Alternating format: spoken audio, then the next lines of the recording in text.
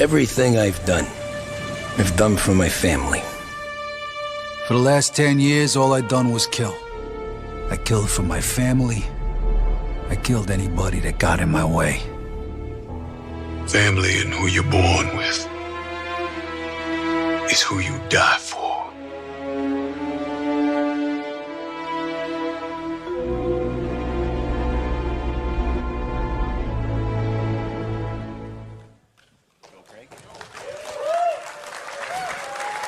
What's up, Boston? How are we this lovely Thursday morning?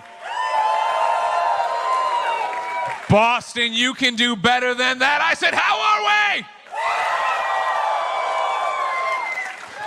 we? At least that second time got the Ghostbuster to yell. He still didn't clap. He yelled, though. I appreciate that. You want to clap for me? Stand up and clap right now.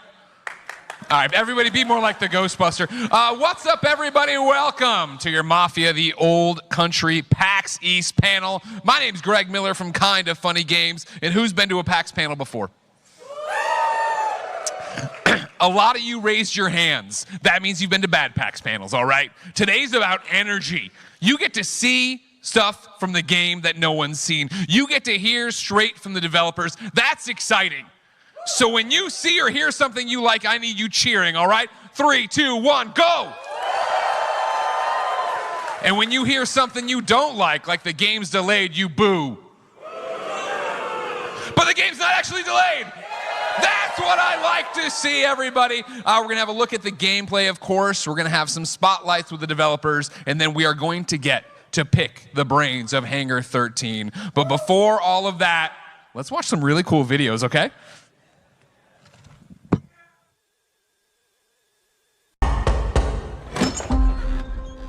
Come in. Bravery is not common in this world, and so loyalty, honor, obedience, they set the man apart from the rest.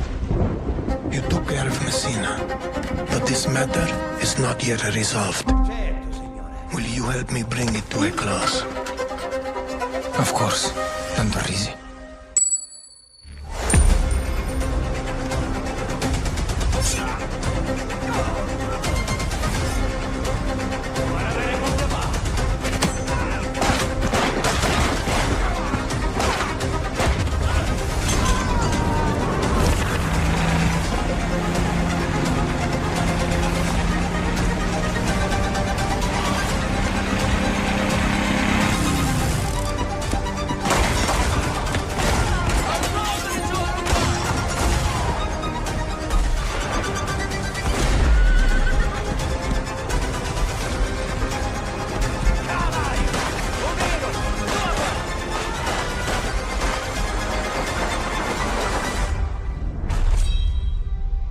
You again.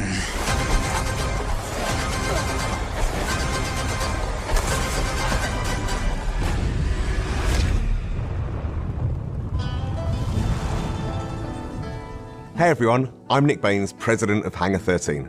We hope you enjoyed this new look at gameplay in Mafia the Old Country. We're just 3 short months away now from getting this game in your hands, and we can't wait. Mafia the Old Country is an origin story for the Mafia universe, and as such, is both a step forward and a return to the fundamentals of the franchise. The heart of Mafia has always been deep, immersive storytelling, and Mafia the Old Country is no exception. It's a premium experience in the vein of early Mafia games, with a linear narrative set against the stunning, authentic backdrop of 1900 Sicily. That focus has allowed us to deliver a classic organised crime drama in the period authentic Mafia rules and traditions of the era. And, as you just saw, we've made some exciting gameplay updates. Whether you're using a knife or a gun, using stealth or in a shootout, this is brutal and grounded in all the best ways. It's all going to pull you in from every angle, pushing the franchise forward in a location and time painstakingly created with the utmost authenticity and detail using Unreal Engine 5. Stick around, because next up is our development team, who have loads of awesome behind-the-scenes insights on how we brought this title to life. And stay tuned between now and August, as we'll have even more to tell and show. Thanks for joining us on this journey.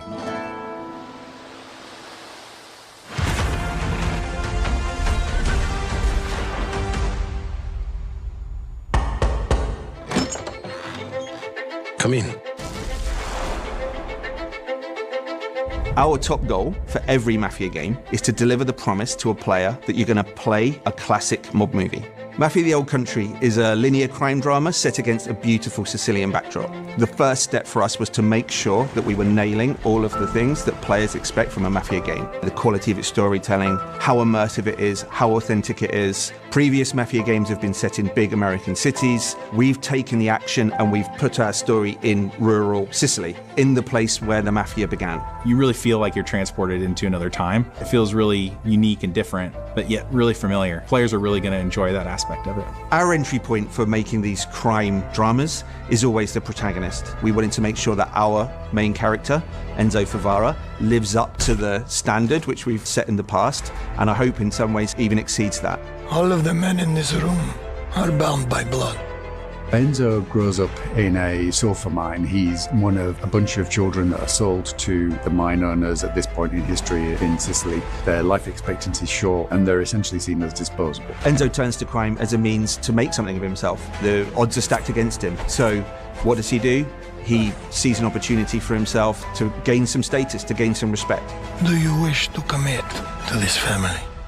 I do. Swearing the oath is the chance for him to finally be accepted. He's found a family. It's the thing he's been searching for his entire life, but it comes at a cost.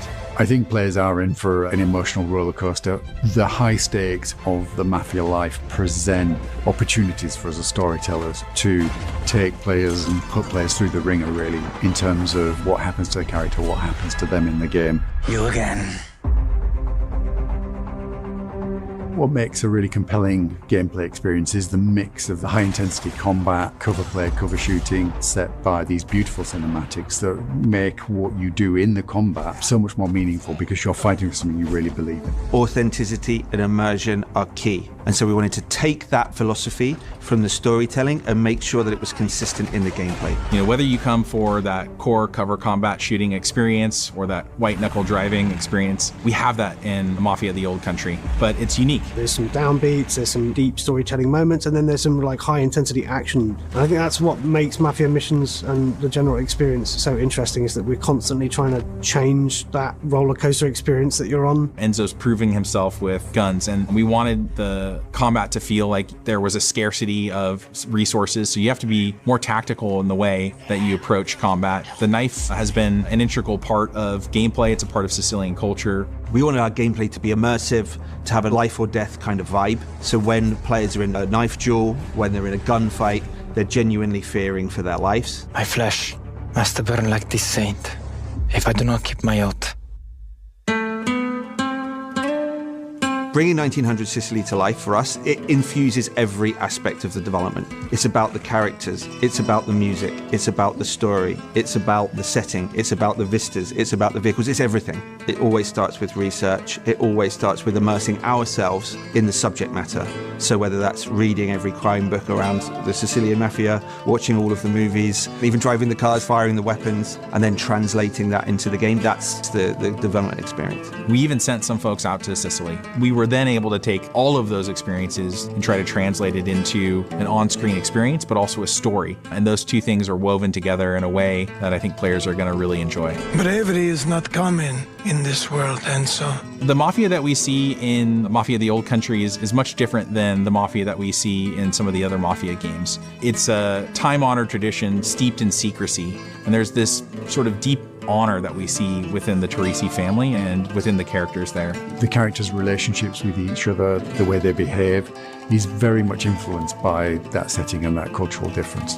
This is a distinctive experience that I've never played before, and I'm sure that players are going to feel the same. Mafia the Old Country is our first Unreal 5 game in the studio, and it's particularly suited to the Sicilian setting. We've really been able to push the boat out in terms of sort of the real tiny details on everything. You know, one of the big ones for me is metahuman. You have characters that have really lifelike expressions, micro details. You know, many times when I'm watching the game, especially on a big screen in 4K, I start to forget that they're characters rendered in an engine. They just look like real characters in a movie. I think that's the level of immersion that we want, and it allows people, I think, to really suspend their disbelief and go along for the ride. Enzo is beautifully rendered in the game, and I think he's one of the most compelling game characters we've seen for a long time. The thing I'm most excited about for Mafia the Old Country is finally getting the game in players' hands. The story pulls you through really quickly, and at the end, it takes your breath away, and it's one that you're not going to want to spoil for your friends. The visuals and the storytelling are absolutely next level. Our setting's completely distinctive. Our story's completely unique. This is a game that you haven't played before. The best crime stories have unforgettable twists, and this game's no exception. Players are in for a treat. Welcome, Enzo.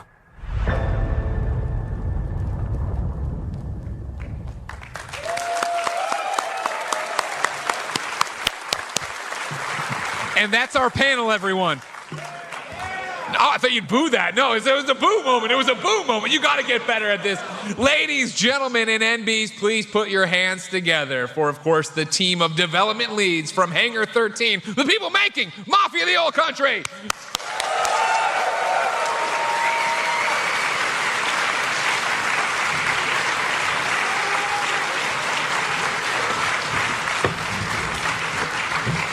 All right, let's start with first day of school kind of stuff. Who are you and what do you do? Hello, Greg. I'm Nick Baines. I'm the studio president at Hangar 13. I'm Alex Cox. I'm the game director of Mafia the Old Country. Hello, everyone. I'm Tomáš Rybíček. I'm the cinematic director. Of course, I want to dive in to Mafia the Old Country and talk all about this. It's the new game, it's the hotness, it's that. But we would be remiss if we didn't call out at the very beginning, the little trailer, the tease of this has been 23 years of Mafia games. Nick, what does that mean to you?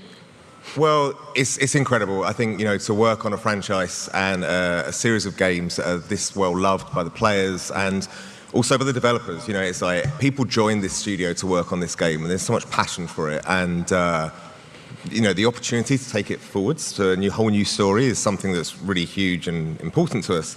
But something also that people don't always realize when they hear about Hangar 13 and they think about Mafia 3 or they think about Mafia Definitive Edition, but Hangar 13... Definitive Edition, come on! I was having dinner with Ben Starr last night and he was like, no one talks enough about Definitive... I'm like, no one talks enough about Definitive Edition. I agree. But the thing is, people don't realize necessarily that Hangar 13 has a lot of people that worked on Mafia all the way back to the very beginning. We've got studios in the UK and in the Czech Republic, who, by the way, they are hard at work on this game right now, but they've taken a break to tune in to this. So, big shout out to those guys.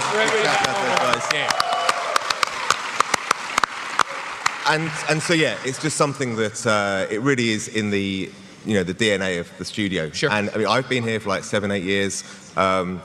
The two gentlemen to my left have been working on the projects for much, much longer, and they have Mafia running through their veins. So, Alex, how long have you been working on the project? I've been working on Mafia since 2007, so I'm a relative spring chicken compared to some of those who've been around for a little longer than me. But yeah, my first game was my first Mafia game was Mafia 2, which is still very close to my heart, very dear to my heart. Hell yeah! And yeah, I mean, I was one of the fans that Nick mentioned. I remember distinctly playing the first Mafia game 23 years ago. So I played it. My first experience was as a player. I fell in love with the franchise then. It was really, if you guys remember the first Mafia, it was one of the first games that really went hard on a movie-like cinematic experience. It really blew me away at the time. I just left uni. I was a film student, right? So I was really big into the whole idea of games as movies at the time. And so when I finally joined the franchise a few years later, I was immensely excited and still am to be working on something. And I'm very glad that people still want to play this kind of games today. So 18 years of time on the franchise for me, which even after all that time, I've not managed to make my way onto the box art, unlike my friend Thomas here to the left, who is featured on... You're the box art? Yeah. Yeah, it happened. What do we have an accent? What does that mean, he was the boxer? Like one of the artists just took the photo. Oh my we had God. fun, so yeah. That's me, 25 years ago. As a young mafioso. So not so much a spring chicken. You've been around, Thomas. Little bit.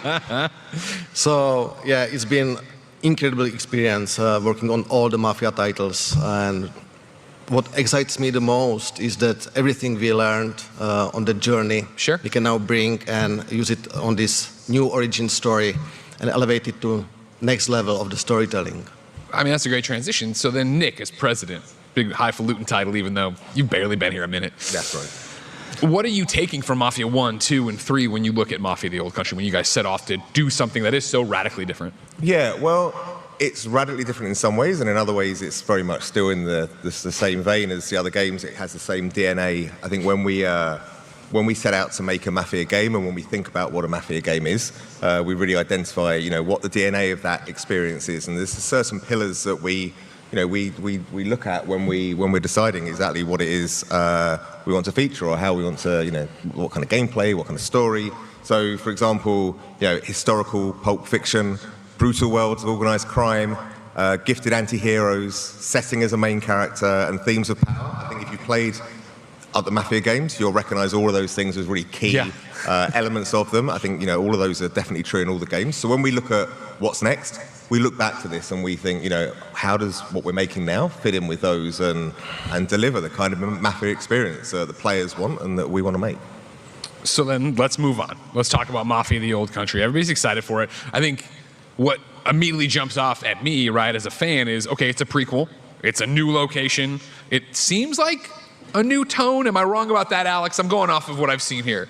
Well, the tone is, the tone is a little different to the other games, of course, but the setting is different to the other games. So that's the reason why the tone feels a little different. It's more, it's got a kind of adventure vibe to it. Again, you saw in the video there, riding through the countryside, chasing that cart, for example, from the trailer. It's the tone and the setting of the game has been, tailored around a 1900s Sicilian setting. We're not in a city anymore like the Mafia trilogy titles. We're out in the countryside. We are in a time before Tommy guns and such like, right? So we're in a kind of an old, we're just in a different age. So that's kind of like infused all aspects of the design and the creative direction. And also this is an origin story. We've gone back to the start of the timeline of the franchise story. We're still in the Mafia universe, but we've gone back a little bit of time to right to the very beginnings, but also not just the beginning of that story, but the story of organized crime. We all have a good idea, I think, of what the American Mafia looks like from films and TV shows. Probably less of a clear idea about what the Sicilian Mafia is or what that meant, but that is the start of it all. Sure. They invented the term, So that's what our story is about here. It's going back to the start there, exploring what caused the Sicilian Mafia to sort of originate in the first place, and set the course for what happens next later in the Mafia story. Thomas, I think looking at the trailer, the gameplay, and of course the cinematics and stuff, what really pops is the performances right now. Obviously, when we get on sticks, it'll be a different feeling. Nobody's getting on mouse and keyboard. When we get on sticks, it'll be a different feeling. Oh, there's an undercurrent of a boo there. Talk to me about what it was approaching casting for this. How do you go and do something that's a period piece but is being done in modern times? What is that like? We had a very strong casting team behind us to help us to filter down all the candidates to final selection. We spent over 2 months interviewing all the talents, having the calls to making sure that we are selecting the best possible fit for each of the role. And I have to say that we are really lucky that we ended up with our first choices for each of the role of the main character.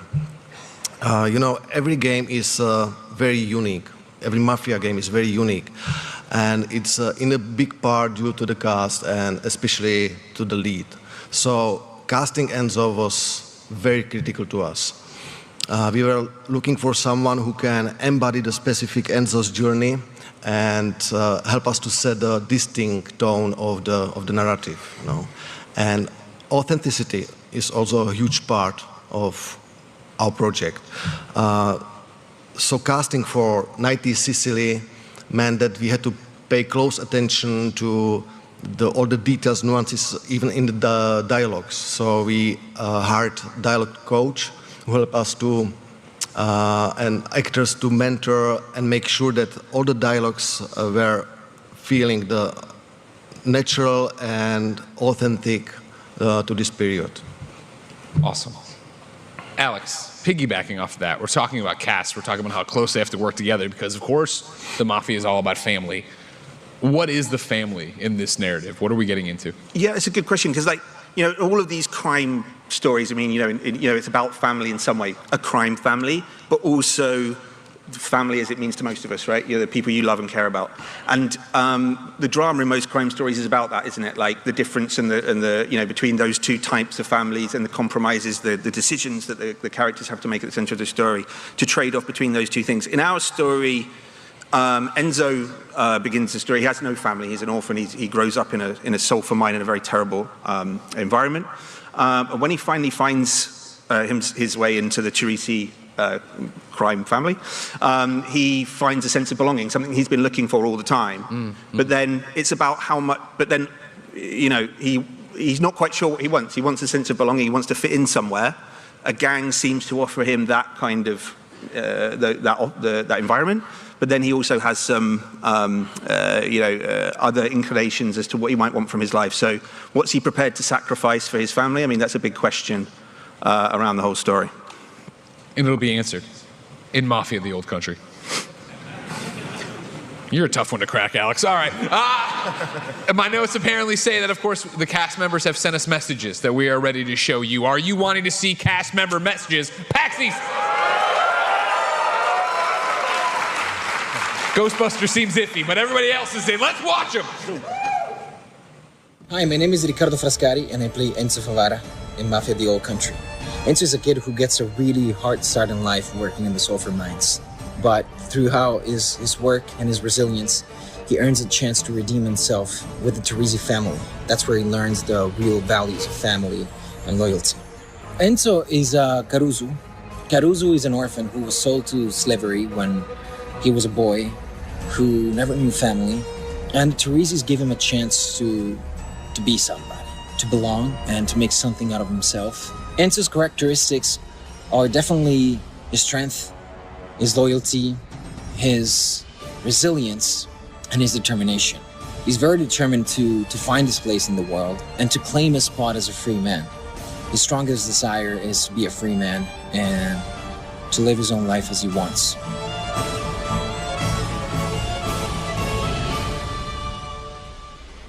Nick, he was very handsome. He's very handsome. Is the entire cast as handsome? Yes, they are. Yes, they are. And before we talk about Enzo a minute, I just want to say, firstly, Riccardo has put in an amazing performance. I think the whole cast are incredible, and I think the casting's been, like Thomas was saying, the casting was incredible for this game, and I genuinely think, you know, we see it in game and we're like blown away ourselves, right? It's incredible. And also, what's also cool, Riccardo is a really, really nice guy. He actually flew out to our studio in the Czech Republic about a month ago. Wow. And hung out with the team and played the game. And yeah, so he's a top guy, as well as being what I think is going to be Enzo is one of, I'm going to think going to be the next fan favourite character. His story is really emotional. You see him going from real rags to riches, but he's, you know, he really starts at the bottom in those sulfur mines. It's a pretty horrific start to life. And he has some highs and some lows as he goes along the story, but I think everyone's going to love it. I really do think, he's up there with the best Mafia main characters. That's a highfalutin praise. All right, that's a good list of characters right there. Hold me to that. Okay, hold them to it, everybody. Let's see who we have next.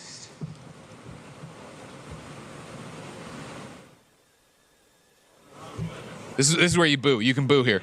Boo. Thank you. You're getting it. You're getting it, everybody. And that's our panel.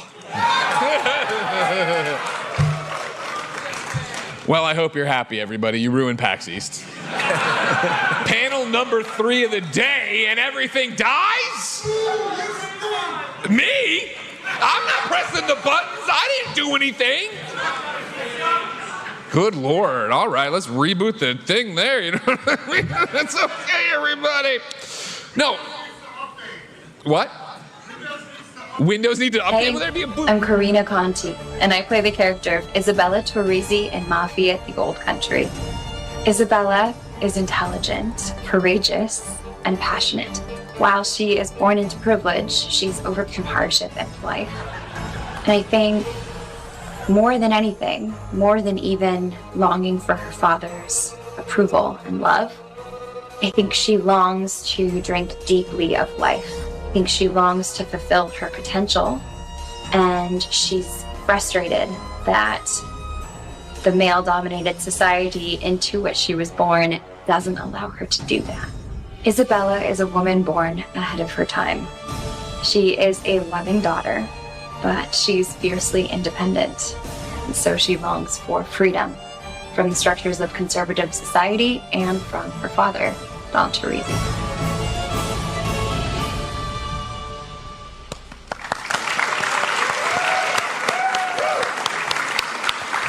Alex, talk to me about Isabella. Well, yes. I mean, Isabella is, as Karina there mentioned in the... Why are you afraid of that microphone? Huh? You start here talking to it, and you go away from it. I don't need it. Talk to the microphone, Alex. There's people here. Is this better? That's better. Yeah. That's better. Okay. Isabella, as Karina mentioned in the trailer, is Don Teresi's daughter, and it really comes back to that family thing we were talking about a moment ago. She represents the other side of the family question to Enzo. You know, like, is he going to commit to the crime family, or is there something else that he can commit to, a family more in a conventional sense, which is going to be closer to his heart? Karina's performance is absolutely incredible. Again, I'm really, really looking forward for people to see her story and Isabella's story as she's playing, as they're playing through the game. So, yeah, that's another standout performance, I think. I'm glad they got to see her message. Yeah, I mean... Hey, round of applause for real to the PAX text making it happen. If you're a Kind of Funny fan, you know we wouldn't have come back. We would have just walked off. That's it. Go get lunch, Kevin. Before we end the messages, we have one here, the final one from the Don himself. Can we roll that? Hi, my name is Johnny Santiago, and I voiced the character of Bernardo Torrisi in Mafia, the Old Country. Playing Don Torrisi was definitely an honor. He is a very complex and conflicted man with a brutal, animalistic core, which made it so much fun. Is constantly trying to find the right balance of his family, his business, and making sure that loyalty is above all things honored. Bernardo is driven by his legacy and making sure that his family is taken care of, most especially his daughter, and that what he leaves behind for her and the family is better than what he was given or came into. I hope you enjoy the game.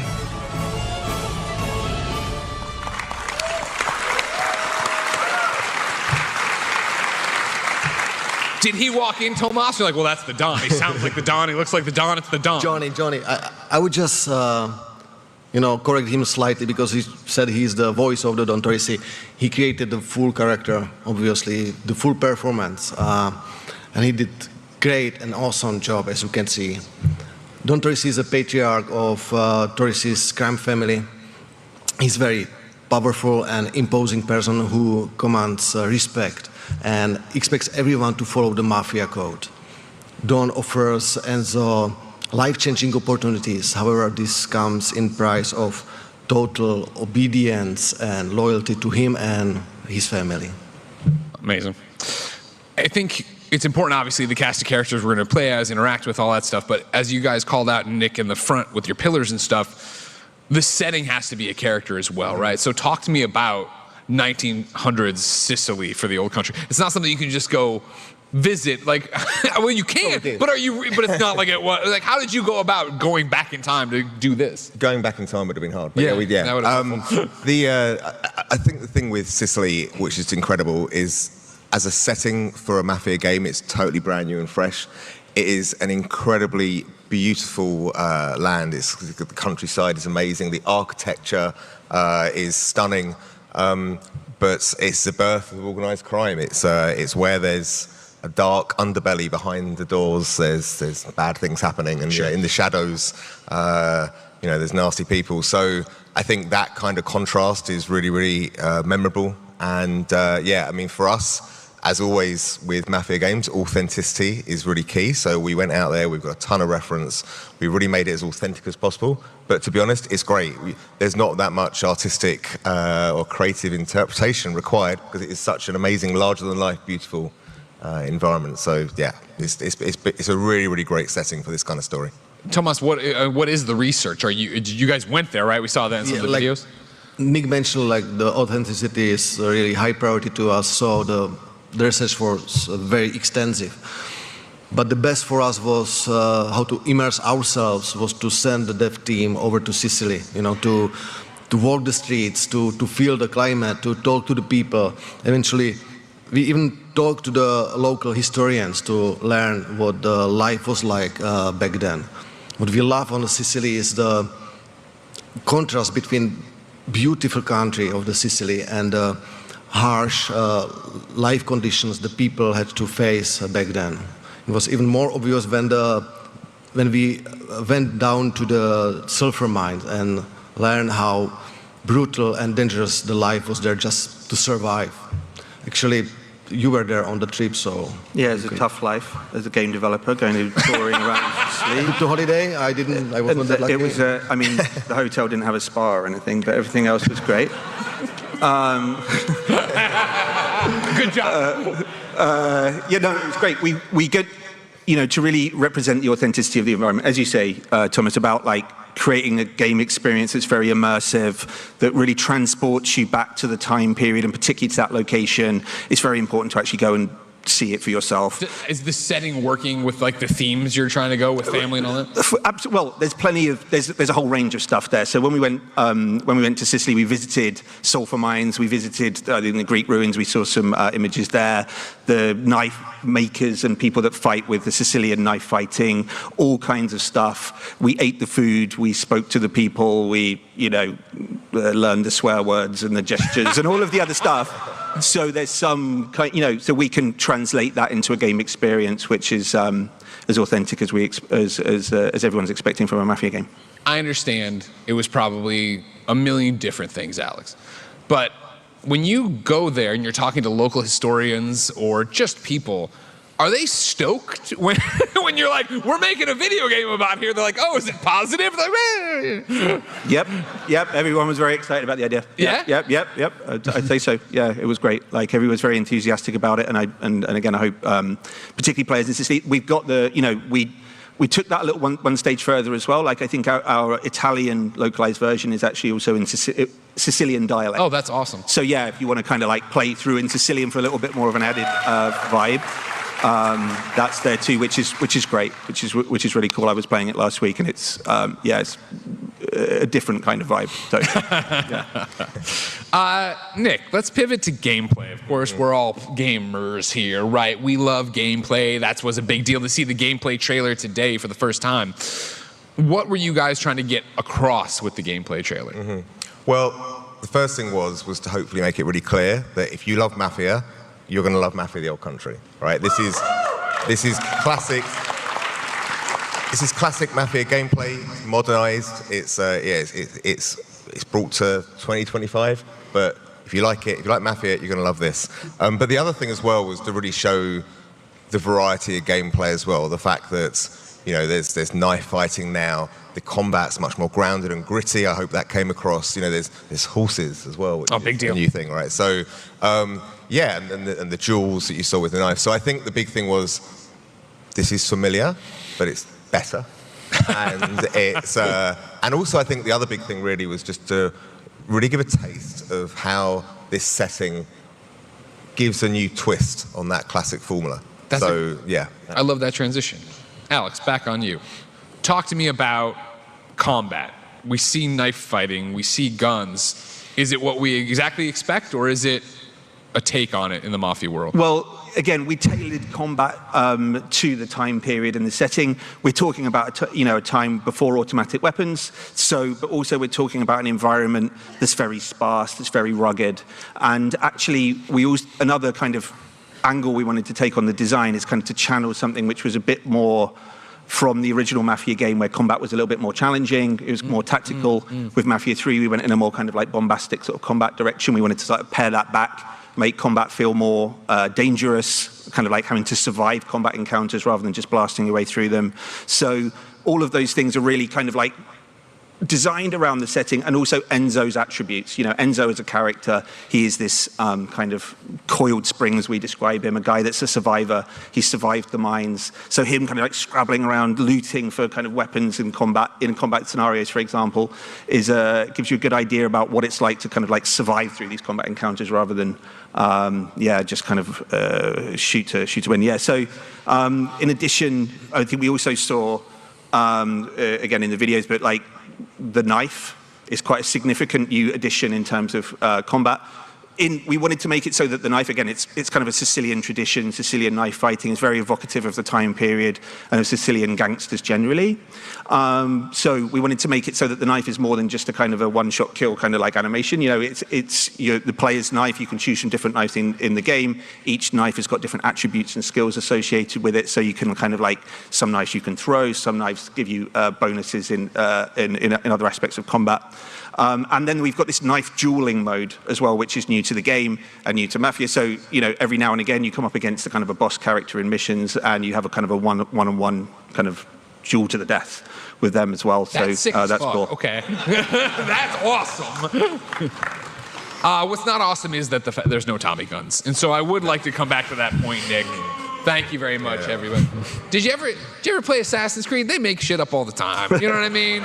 Here's a wingsuit. Why not? You know what I mean? Well, give me a prototype Tommy gun. But if there are no Tommy guns, Nick, what are we getting into when it comes to firearms? There are guns. We saw them in the trailer. Absolutely. I think the big difference, you know, guns back in those days, they're less forgiving. You can't just like spray and shoot. Sure. Like a Tommy gun as well. So, you know, it's revolvers, it's bolt-action rifles, but it's it's a much more tactical experience. You've got to really think about what you're doing. You know, you're going to be in cover more. You know, as Alex said, really, it's about a feeling of vulnerability, like, you know, really fighting for your life. You know, every bullet counts. You're going to be relying on the knife. You're going to be relying on your guns. But really, it's down to you as a player how you want to play.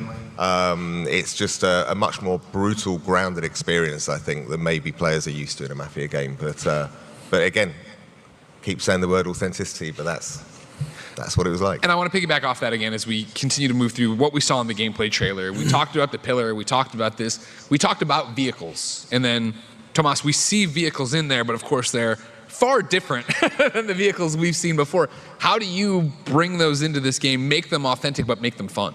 Yeah, obviously the cars are always the major feature of our games since the very first one. So we are taking that very seriously, making the cars authentic also in the Mafia or the old country. So the research was extensive and we are doing our best to find the best possible materials for our references. We're so lucky that in Czech Republic we found a huge museum having all suitable cars for us. So and the owner was so cool that he allowed us not to only take the pictures of the cars, but even take them out, you know, and drive them. So this is the first time we were able to hook up like dozen microphones all around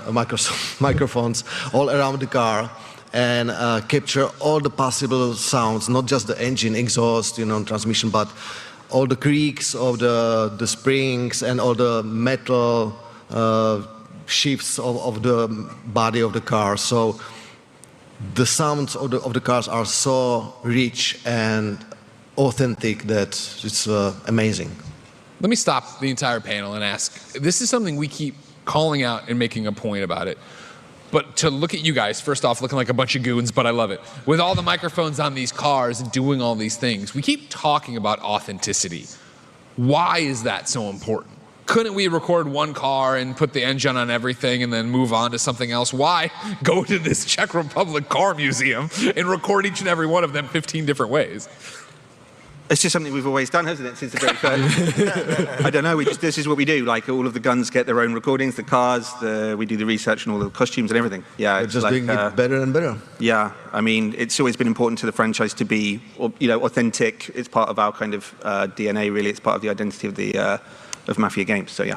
I think as well, we really want players to feel super immersed with the story. And I think the more believable and the more genuine it feels, the more you feel, you know, you can really, fall into the world and it feels like something that is real. And you can't really fake that. I think you need to try and keep it as truthful as possible. All right. Thank you for the diatribe. You've been nice enough to bring so many slides, and I'm like, you know what, throw them out. Let's talk for a second. I was like, to get back to it and to get back to the cars, Alex, talk to me about driving them. Again, I keep coming back to, they're going to be authentic. Will they be fun? Of course, yeah. Like this is so. Like we got car chases, just like previous Mafia games. Of course, like it's part of the cinematic storytelling and part of the gameplay experience of all Mafia games. Again, cars are very important to us. But this time we're at the dawn of motoring. That's the turning point between when cars were starting to appear in Sicily. So they're kind of rarer, let's say. But the car chases and all of the car gameplay is, again, very similar to previous Mafia games, I would say. But with the difference that the vehicles themselves are designed to feel like cars of the time period. So they kind of got a heavy kind of handling model and things like that to really kind of evoke those 1900s vehicles. Now, Nick, of course, you called out the other new vehicle, the horse. Maybe the original vehicle. Talk to me about that, bringing that to Mafia. Well, we couldn't really set the game in 1905 Sicily without horses, and that's the first thing. But it adds a really interesting dynamic as you explore the world, because the first thing is, like Alex was saying, cars are pretty new. So a lot of the roads that are in the countryside are actually meant for horses and carts. So as you go along, there's kind of choices of which way you take it, and some are more suited for horses, some cars, but you can choose. You can go whichever one you want to. And it's enjoyable. I think that's the main thing. It's about trying to give more enjoyment as you go from A to B and as you explore the world. It feels great and it looks great. And you have to crank them when they break down, right? The horses? No, the cars. You mean the cars. Sorry. We could have done that. We could with a tail maybe, but I'm not sure. No. Anyway, I mean, sorry. There are multiple ways to crank a horse. All right, don't worry about that. I mean, I did wonder where it was going. So yeah, but no, that's right. Me. Let's get back to hard-hitting journalism. Tomas, the one thing I think that speaks, whether you've seen the game, you know the game, whatever, you watch that trailer and the game looks really good. Are you prepared to go on record and say this is the best-looking Mafia game of all time? Oh, fuck yeah. Okay, good.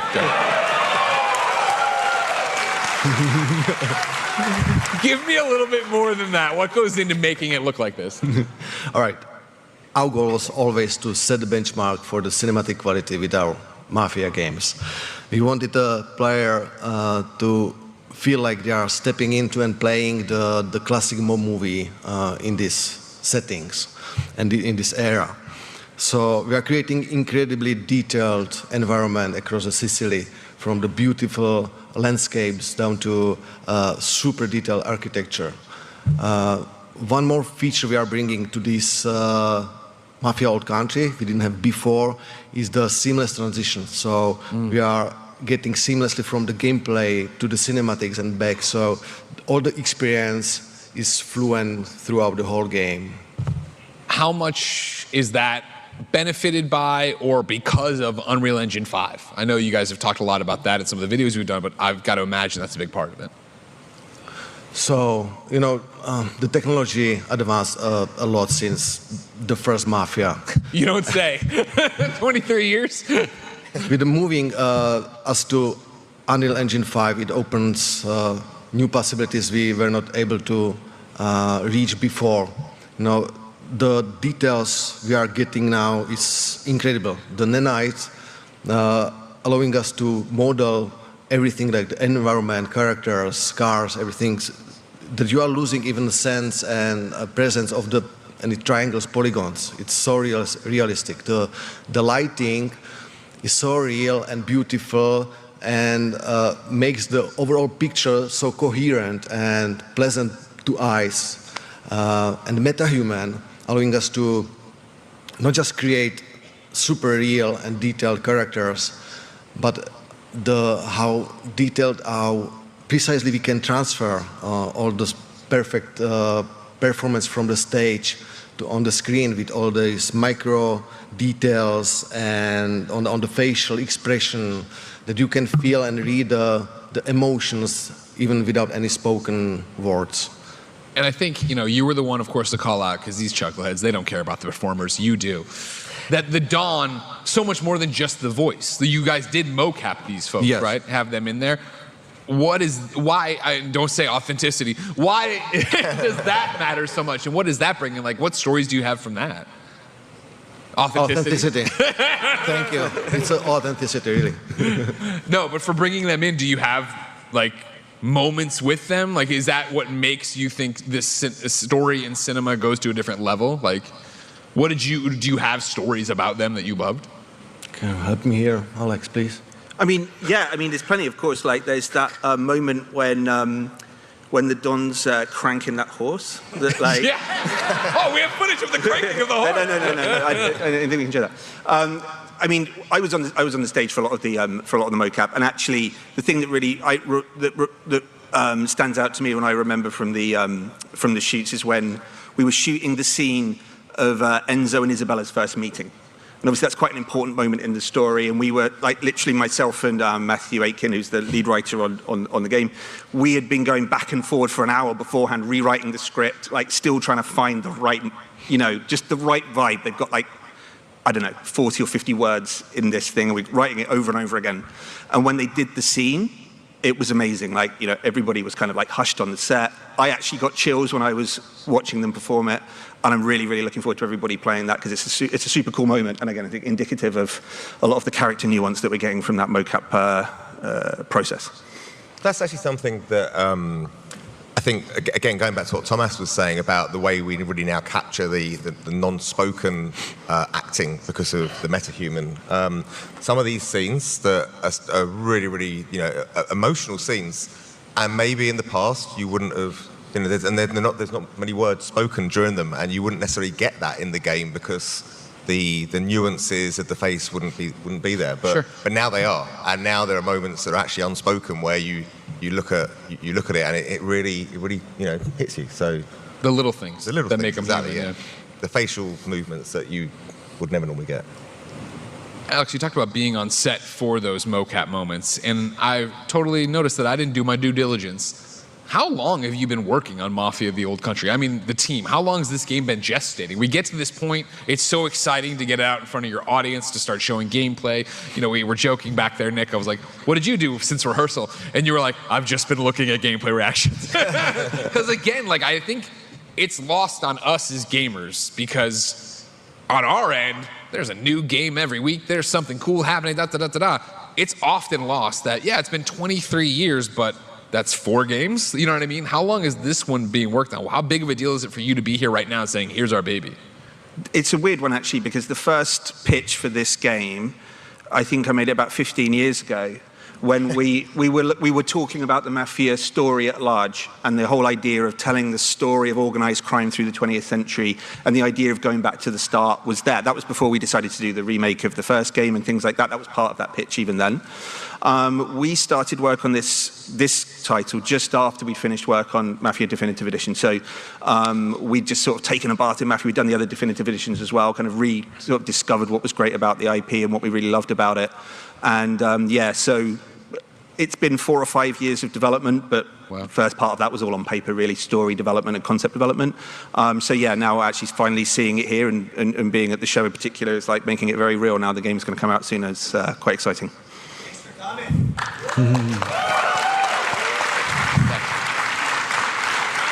Congratulations, guys. You know what I mean? What, August is right around the corner, but I digress, of course. Before then, you have to answer to your community.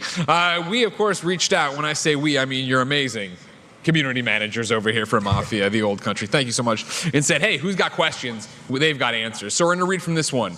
Goodfella CLE, which I assume is Cleveland. You know? Right? Probably? Maybe. You're bombing these answers. You have said the game is not open world, but that you can explore areas. Can you elaborate on that? And even though the game is narrative driven, will we be able to explore Sicily in more open areas? How interactive will the world be? Community managers, that was more than one question. Thought it was pretty clear, but let's start with that. It's not open world. I saw a buzz about that today, that it was a linear one, you guys said. Okay, I'll try and answer that question. So I think the thing with this game is, like Alex said, we started this when we came off Mafia Definitive Edition, and we really took a lot of inspiration by how well, that landed with people, and the fact it's a focused story that takes you through. There's a world around you, but really we're pulling you through the journey. We want these games are made for you to complete. We want you to see the story, right? So that's very much influenced the way we've created this game. So when you're going through Sicily, when you're playing the game, you're going along a golden path. You're seeing the story unfold in front of you. But there are things going on around you in the world. There's if you stop and look around, there's people in the fields harvesting crops. There's people going around their day. You can go off the path if you want and explore elsewhere. So it's kind of, there's this beautiful world around you, but that's not our focus. Our focus has been, let's do a real polished gem, which is just something where it is super high quality, AAA storytelling, super high quality gameplay, and that's the focus. But yeah, there is a environment around you if you want to go and look at it, because it looks absolutely incredible. But yeah, we want you to go through that golden path, that sure. main storyline. I mean, very similar to Mafia 1 and Mafia 2. Exactly. I mean, that's like literally the inspiration. We wanted to, we wanted to make a game that was of a similar kind of nature. If you've played those games, if you love those games, the Mafia the Old Country's got a very similar structure. Yeah. On behalf of me, I love that. That's what I want out of that. I want that tight mob story. So yeah, that's pretty dope. Ebb Educational 2109. You can think of a better name. What types of missions and heists can players anticipate in Mafia the Old Country, and how will they reflect the early era of organized crime in Sicily? So, we tried to encompass a whole range of stuff when we were designing the game. We've got new scenarios that are entirely specific to the kind of things that happen in Sicily at the time. Actually, we saw some clips there of a kind of a kidnapping mission, which was very common in that time. Bandits would go and kidnap people and kind of hold them to ransom. Not something that commonly happens in American crime. But then we've got sort of similar scenarios to other Mafia games. In some cases, some intentional remixes and revisiting of some similar ideas. I mean, it's assassinations, it's killings, it's shootouts, it's all of the kind of the crime scenarios that you can imagine. And a lot of them have got like a distinctive Sicilian twist, shootouts in Greek ruins or stealth missions in catacombs and crypts, the kind of stuff that really is distinctive to the time and place. Question for me, just off the top of my head here. When we're talking about this and we're talking about how deep this game is and how many things are going on, the story of this, the horses, the horses, how much, when you look at it and what you guys have right now back at the office, is what you originally envisioned? There's that old adage, right, of like every game's only 60% of the vision. Do you feel like you got above that? Yeah, I think probably closer to 80%. You never get everything you want, but actually part of our goal here was to to sort of design a game that we could deliver. So it's not more development talk now, but really we got most of what we wanted to get in the can. So I think we're pretty satisfied with that. Mm-hmm. Okay. And then, final question. Comes from Game Over Greggy as well. Will there be any returning characters or references to the other Mafia games? You have a community here that loves Mafia, right? You're talking about the pantheon of protagonists. There's obviously, you're prequeling it, so we're going forward, but there's people who could come back and be are we doing that? Are we having that kind of crossover to make fans get excited? So we've met some of the main characters today. There are additional characters, of course, in the main cast, and there are some returning characters. I'm not going to spoil who those characters are now. But how many are there? There's four. Four in-person returning characters. Some of them you're going to have to look quite carefully to find them, but they are there. They'll be babies. You'll walk by, they'll be in the hospital room. You can wait and see, yeah. Would you say horses? No, the horses are new. No horses. Horsepower. No comment. No comment on horsepower, all right? We are just about out of time, if you can believe it, but of course, this isn't your last chance to see these fine gentlemen. After this, you can head down. They are going to be doing a signing room on level 0 right after the panel, 3:30 to 4:30. But before I let everybody go, is there anything else, Nick? Yeah, I've got one more thing to say to everyone. The first thing is, it's just 3 months today until the game comes out. So we are working super hard to bring that to you. As of today, you can now pre-order, and we've got a gift for you all. Those of you that are in here and watching from home, If you scan this QR code, you get a special gift. That knife there, that can be yours. So that's your reward for coming along today. So thank you, and we will see you in Sicily on August the 8th. Everybody, a round of applause, please, for well, hold on. Everybody's taking the get your QR code scanned. You're not going to be able to applaud if you're QR scanning. Sir, how old is your phone? What was taking? Everybody good? All right, round of applause, please, for Hangar 13. Mafia: The Old Country is out August 8th. Have an amazing PAX East. We'll see you at the signing, everybody.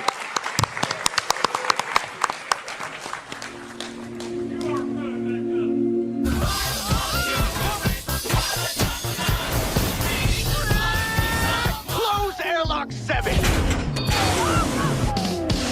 You really don't know me, do you? The best high-concept sci-fi rigmarole in the universe is back.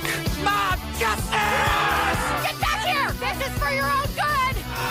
Rick and Morty Season 8 premieres May 25th at 11 on Adult Swim. Get your mouth round it.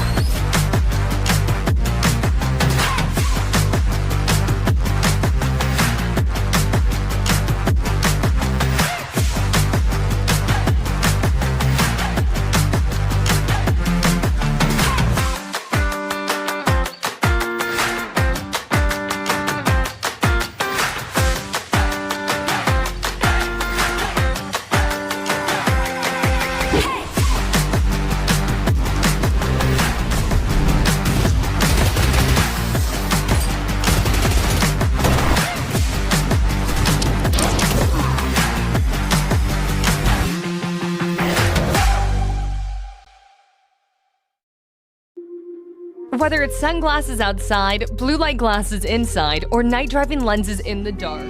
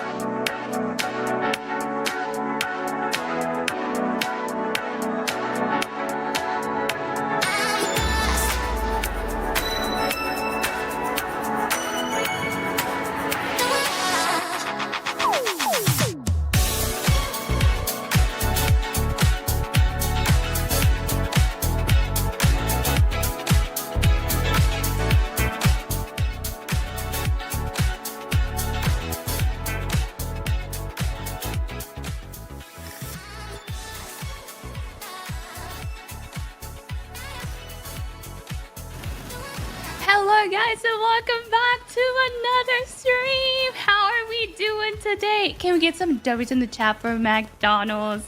Let's go. I want to see all the W's. I am here to tell you guys that the McCrispy strips are back. Whoopsies. McCrispy strips are now out and they're here on the McDonald's menu. Selena, can you please hand me the bag, queen? We have a little gift from McDonald's. And here it is. Look at it. Okay, let's see.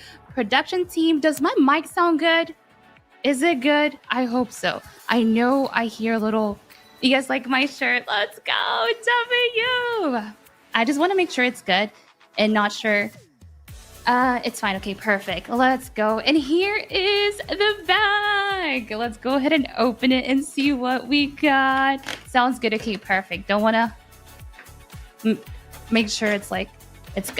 Oh, and here it is. Ooh, la la. Let's see what we got. ASMR. We got a bag with some fries. Yummy. Okay.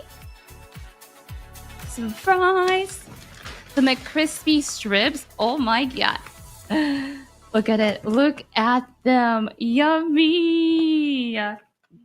And we also have the famous creamy chili dip, which I cannot wait to try. Oh my gosh. Has anyone in chat, have you guys tried the McCrispy strips yet or no? And we got some other sauces. Okay, some tangy barbecue and ranch. You know what? I'm actually a big barbecue and ranch girly, but this sauce might change my mind. It might just change it. Let's see. Let's go, bestie. So yeah, normally what I do is I get my strips and just dip my barbecue and ranch together. But we should try it. Okay, and we got our Sprite. Yummy. Oh. Okay, it's okay. We got no straw. I think... Oopsies. There's no straw, right? Wait, can you get a straw in the, from the kitchen, please? Making me hungry. If you're hungry, you already know what to get. Head over to McDonald's right now and order you some McCrispy strips. Yay! Okay, so we're gonna do a little taste test, okay? Let's see. Shall we start? You know what? Let's start with the creamy chili, because why not? McDonald's down the street. You might have to go. Do it. Do it. Why not? Okay, so here is the creamy chili. And look at this tender. Oh my god. Look at that golden brown. Look at that breading. Oh my gosh, that golden brown breading looks so good. Okay. Boom, boom, boom. And look at the sauce. Oh my god, it looks so creamy. Do I hear the crunch? Yummy. The sauce is actually good, guys. Yum, yum, yum, yum. Really freaking good. You hear the crunch? But yes, look at the McCrispy strips. Yummy, yummy, yummy. So yummy. Your mouth is watery. Let's go. It's a crispy, juicy, tender chicken strips. Oh my gosh. Really good. And let's talk about the freaking sauce, guys. Holy moly. Look at it. It's a creamy, sweet. Hold up, one more. A little bit tangy, a little bit kick, a little bit of spice in there. Really good. Are they only on the USA? Oh no, William. Hey, hopefully, we'll see them all over soon. For sure. Mexico, everywhere. Going to McDonald's right now. Let's go, Mug. Period. You love the sweet and sour? Yeah, chat. What's your favorite sauce? Hola, Irving. ¿Cómo estás? But yeah, this is so good, guys. Oh my gosh. Wow. It might be my new favorite. I'm not even joking. I normally just mix my barbecue and ranch. Sweet and sour, definitely. How about honey mustard? Hot mustard? Is it hot mustard or honey mustard? It's both, right? Or are they the same? Guys, let me show you the color of this sauce, though. Look at that. Can you guys see? Is it focused or not? Look at that. It's a creamy chili dip. It has, let's see, garlic, onion, red bell pepper. Okay, so that's what gives the little whatchamacallit kick in there. Because it's spicy, but not too spicy. So if you're like, oh my god, no, you know, I can't tolerate spice, I promise you will be fine. You will be fine.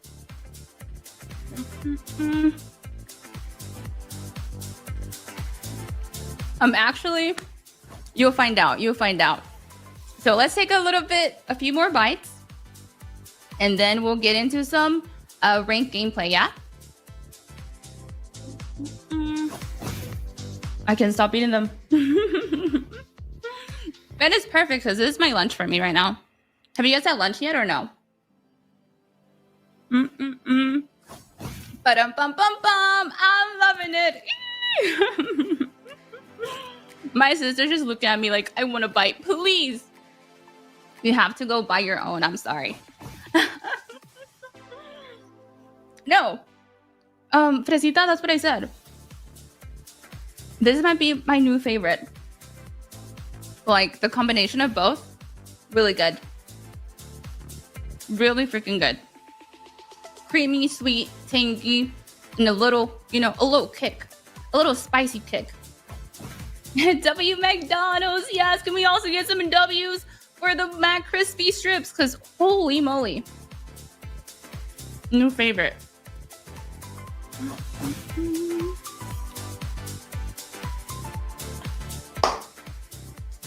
Okay, so I'm gonna put this to the side. Wait, did you get a straw? Okay. Let me drink some real quick. Yeah, so no, it's a sauce. It's una salsa. Una salsa.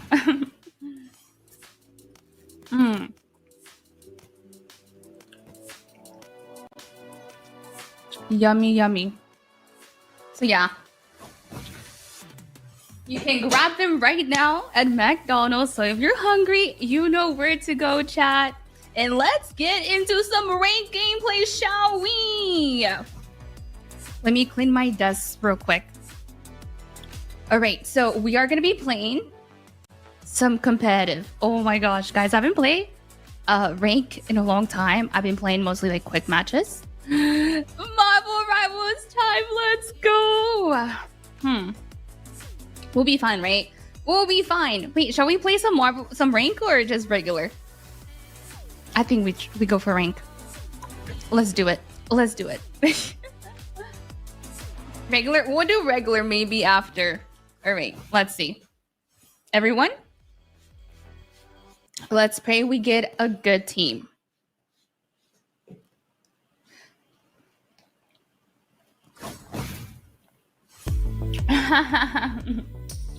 We got this. Let's go. Hi, Rick. What it do? Hi, Humberto. Hello, everyone. Okay, this is not sure if it's gonna. Wait, it is competitive. Yeah, it is. We are currently in a queue. Estimated time 28 seconds. It's been 35 seconds. But it's okay as long as we get a good team. I'm not sure if I should go DPS or healer. Guys, I'm a terrible healer. I'm a terrible healer. But, you know, I'm actually a pretty good DPS. I think I'm a good DPS. But when it comes to healing, I just panic. Because, like, the ults, like, Luna's ult can save, like, fights. They can save fights. Also Cloak and Dagger. So I'm like, oh, it's too much pressure on me. No. I can get in there and fight. You know, boom, boom, boom, mess them up. But when it comes to like using my ult at the right time for like Luna or Cloak and Dagger, I just can't.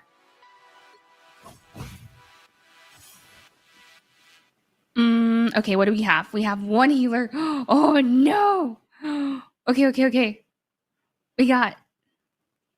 I guess I'm gonna heal. Nah!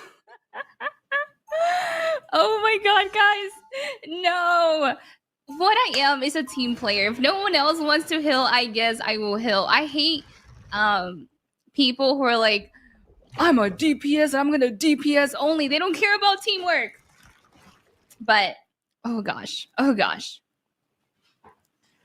Who should I put my little E on?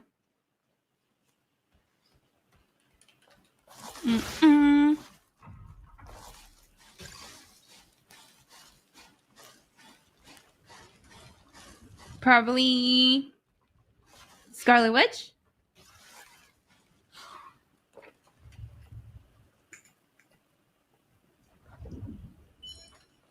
Okay, so we have Scarlet Witch and we have, what's his name? Mr. Fantastic. You're so bad at healing me too. Okay, gotta lock in. Okay, I heal myself. Come here, Magneto, don't die on me! Is someone's with us back here.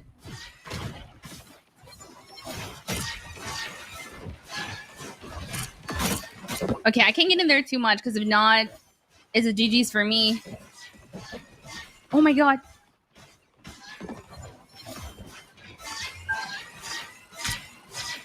Okay, we're pretty good holding them. Okay, Mr. Fantastic, go crazy. Should I put my little E on him? Okay, Mac. Oh my god. I gotta like. No. Oh, I let Mr. Fantastic die. Because I look at Scarlet for a second.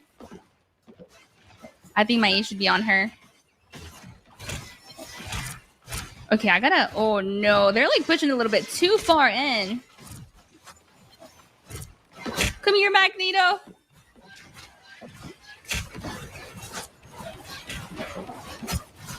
Guys, it's not looking good. Oh no. How are we still alive? Let me freeze him real quick. Oh no. I was so hesitant on using my Q. You guys think that would have been worth it? See, like, using my ult and stuff like that, it would have only saved me and Magneto. The whole team wasn't there. But that would have... Yeah. Okay, we gotta go. I can use it now that we're all alive. Who's in there? We gotta go in there with our team. Let's see if they want to push. Come here, team, push.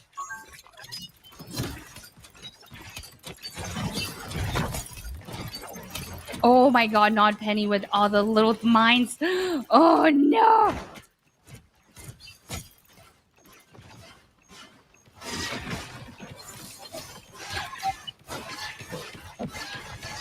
I mean, nice.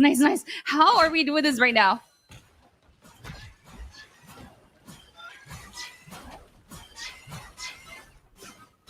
Holy crap! Guys, am I doing a bad job? Be honest.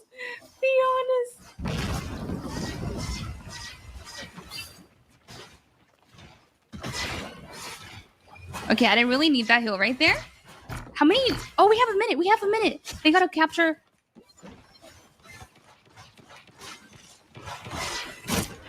Come here, Emma. No, this team is a W team.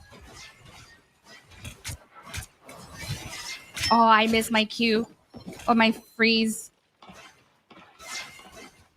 I don't have my E on no one. Come here, Scarlet. No.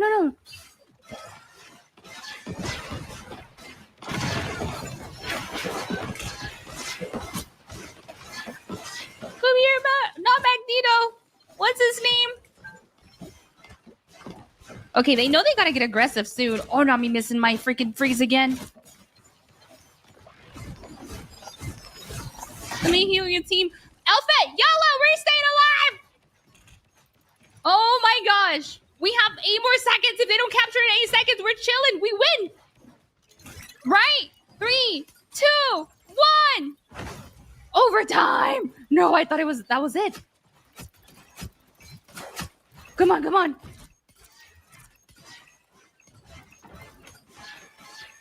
Come here, Benny. No.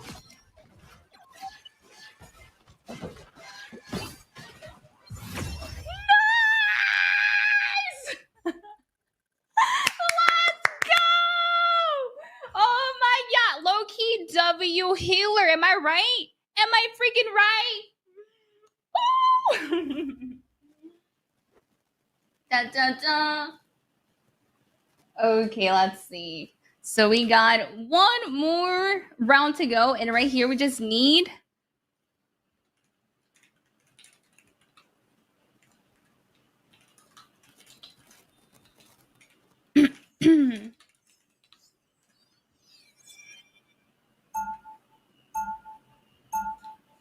Okay, perfect. Audio. Chat, let me know if the audio is too low, okay? If it's like too low, can definitely... Is this better?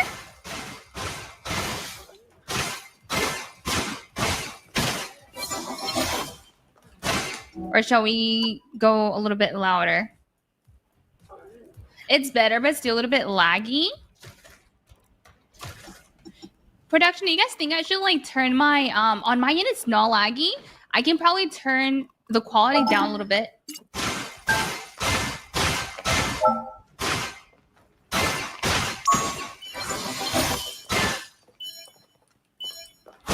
Nice.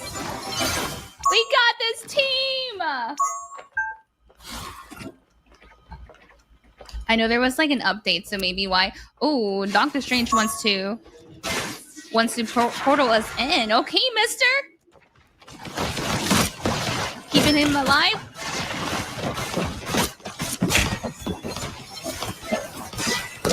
Let's get Penny here.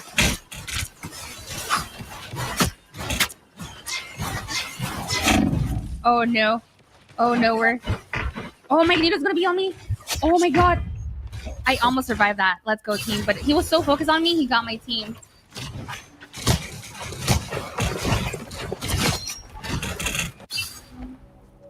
Nice. Hi, Guilty. What it do?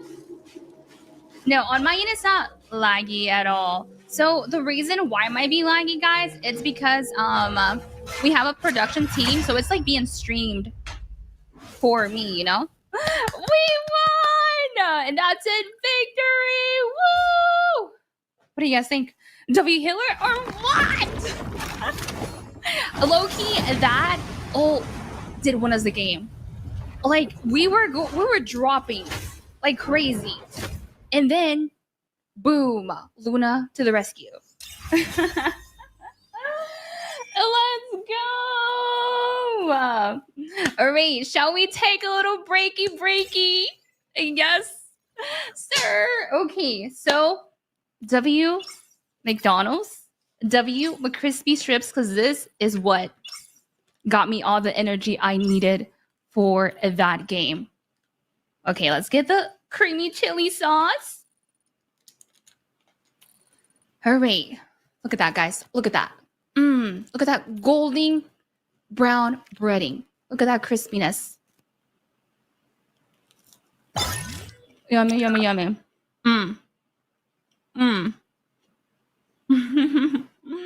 I got 4 pieces of crispy strips. Yes, ma'am.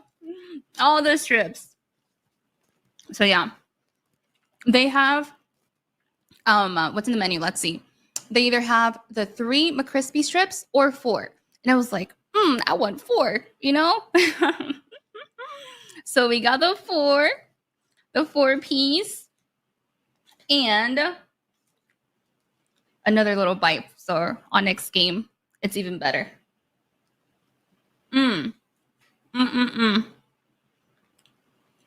Can I get a 4-piece McCrispy strips? Yes, ma'am. Dun, dun, dun, dun, dun.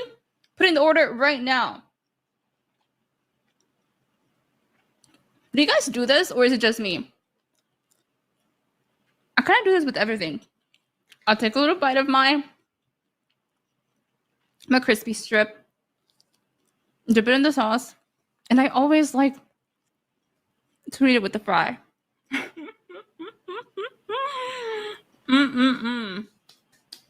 Yum, yum, yum. Right? Is it just me? Maybe. Maybe.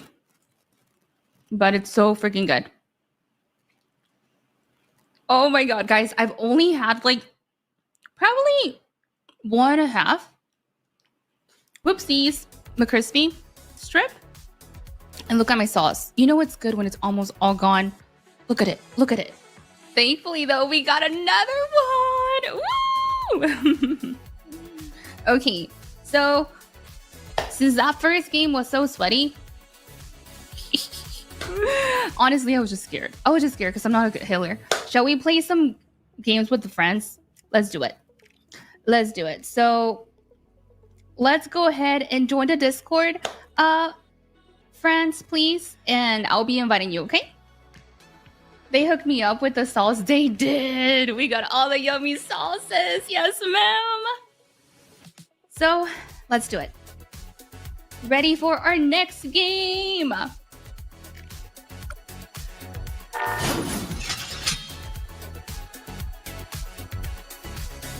Okay. So I'm gonna invite Bubbles, Dizzy, Toxic. There we go. That is 6, right? If my math is mathing, that is 6. Girl math.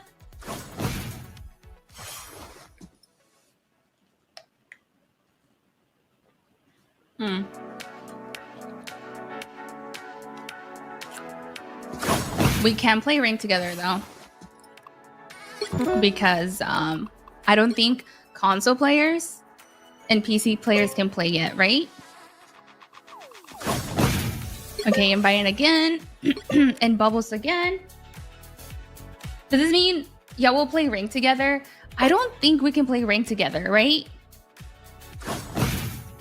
So yeah. Oh, turn off my comp mode. Quit match. Whoopsies. There we go. Okay, so to make things interesting, I will be DPS first, okay? Let me be DPS. And later on, I'll play new characters I've never played. Alright, let's do this. Okay, so this map, I kind of like this map, okay? Not a bad map. Who shall I be? Okay, Uncle Timmy is gonna be Squirrel Girl. Let's be... You guys saw me play healer, so let's play Punisher. Ooh, look at him! I got this skin gifted. You guys like it? I think it's cool. Que pasa, Kimani? What it do? Let's go, Team W!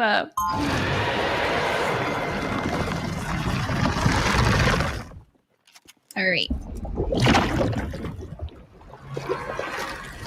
That looks cutesy, okay? Alright. This is the same map we played last game, right? They just were never able to, like, overtake it. And W team! We about to go crazy, guys. About to go crazy. Boom, boom, boom. I believe in us. I believe in the power of friendship. Even though we might not be the best.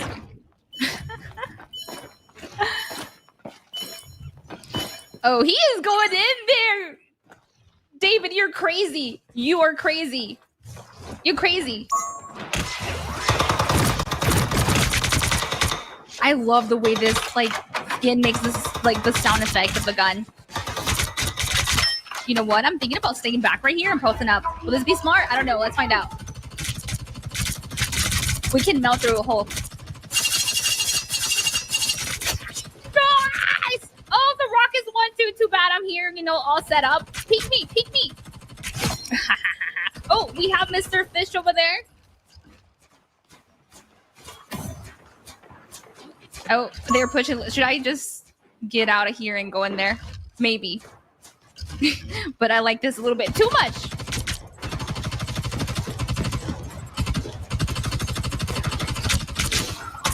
Okay, you finally got me.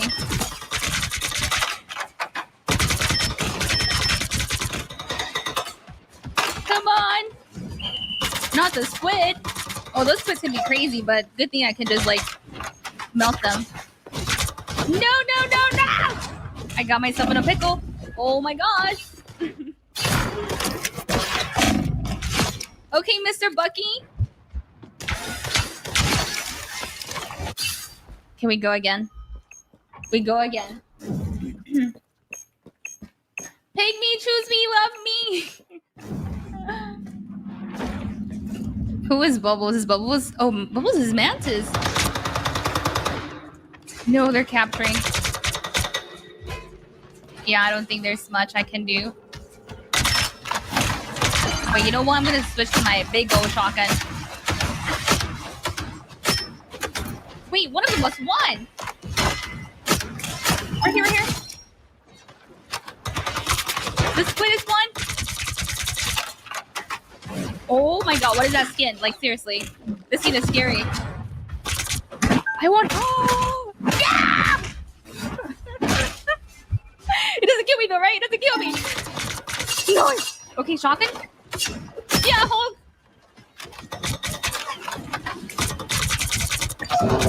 Oh no, oh no, oh.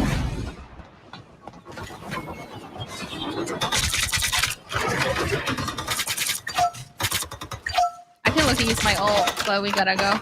Mr. Squid is, oh my gosh, Mr. Squid is the one. Nope, nope, it's a GG's. A GG's.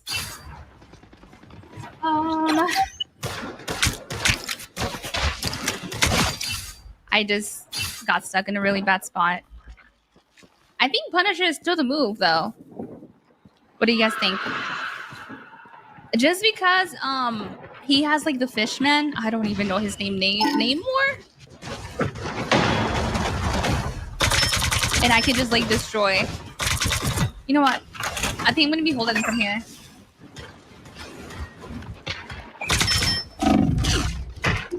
Nope, nope, nope. Okay, we gotta stop going in one by one. By the time I get there, they're dead and they just come for me. Okay, team. I believe you're so hungry now. You know what to do.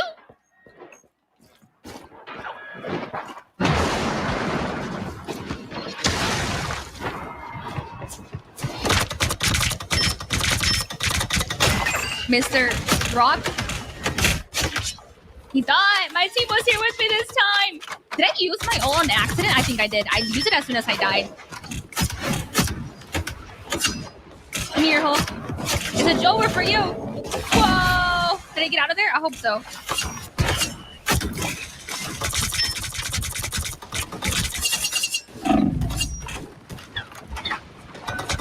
Oh no, no, no, no, no, no, no, no. Oh, there are like 3 of them solo. Guys, guys, guys, guys. Rock, rock, rock. Alpha, yellow. Oh my goodness. Oh my goodness. I'm just shooting everything that's red. Come here, Luna. Luna, that's not working. Oh my god. I saw that means because I thought it was...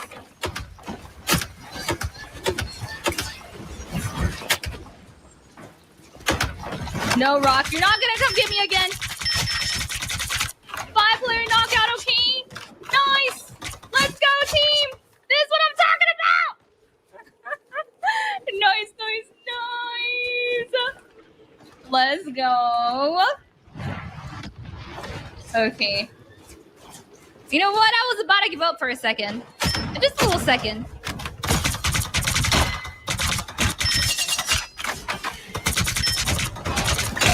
Whoa, whoa, whoa, whoa, whoa, whoa, whoa, whoa.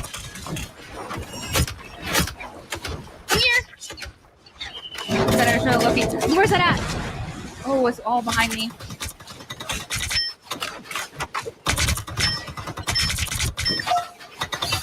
Gotta get the Lokis out of here. Mr. Squid, now you trying to be sneaky. Oh. He flew up.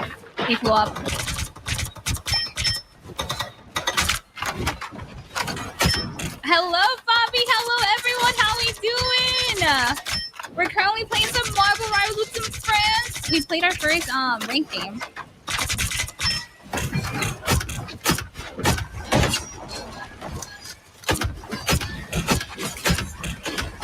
Okay, I do have to get out of here. No. Wait, there was 2 of them? I low-key got lost for a second.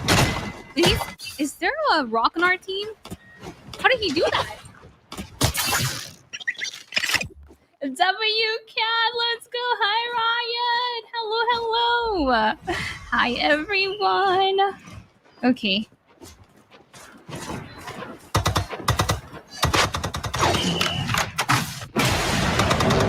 Oh my goodness. Gotta go get this guy. No, they're about to hit it. We gotta touch. I didn't touch! I'm so sorry. That was a little bit too loud.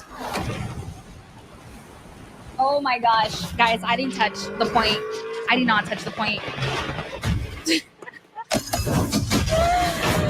Unlucky. Okay, that skin is really freaking cool. I like it a lot. Yep. Boom. Boom, boom, boom. You guys all get me a thumbs up. We tried our best. Shall we go again? We go again.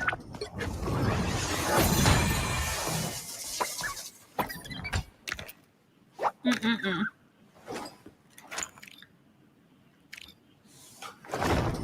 right.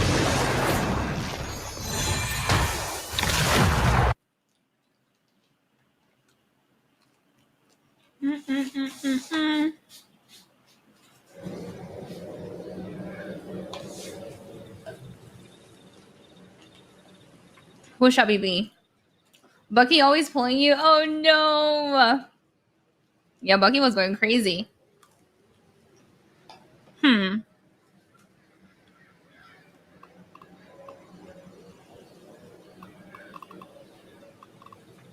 do we want to be? You know what? I'm gonna play Storm. I'm gonna play someone different. Psylocke? I could be Psylocke. Let's hope no one targets me. Use my main Psylocke.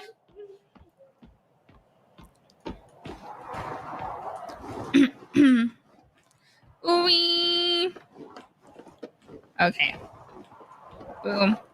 Look at our movement. Boom, boom. Left, right, left, right.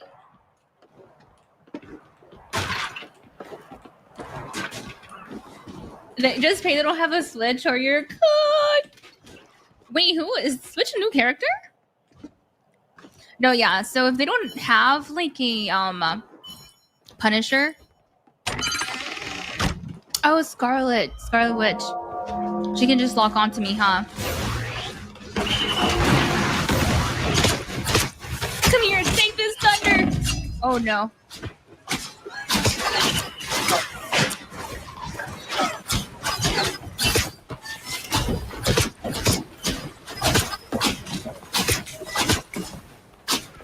Why is like this low-key sweatier than rank, guys? Why? I can fly up. I'm gonna fly up.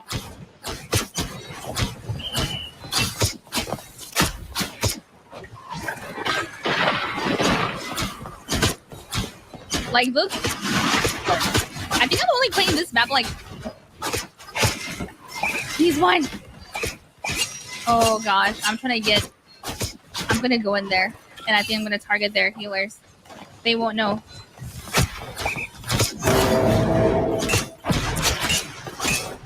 Oh, she's one.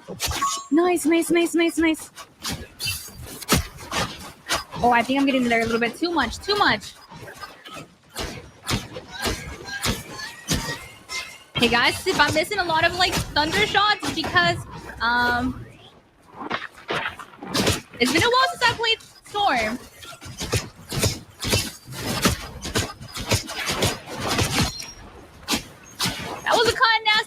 back-to-back shot.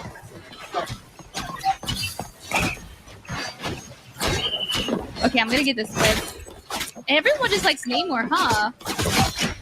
Was that a double kill? It was a double kill!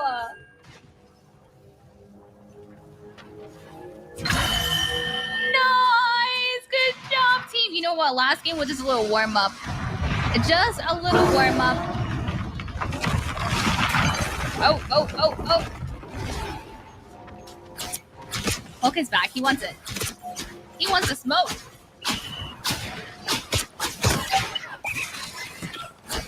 This squid thing.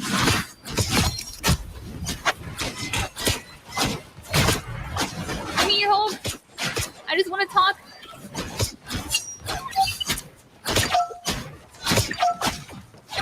Nice. Mr. Namor? All right. Okay, we're getting warmed up.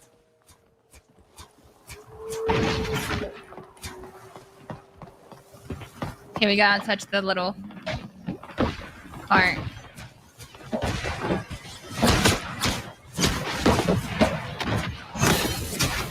That little, like, chill thingy.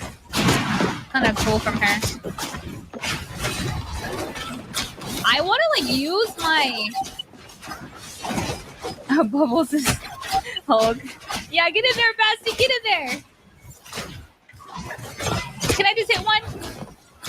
Okay. Boom.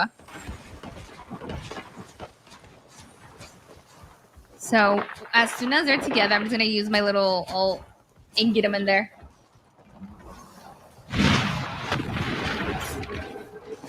Oh, Scroba just put by herself.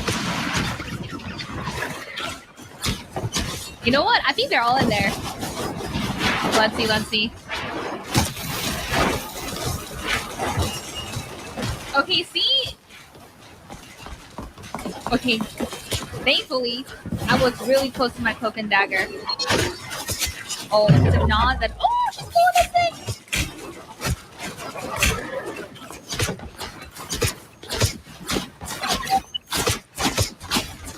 Come here, Hulk!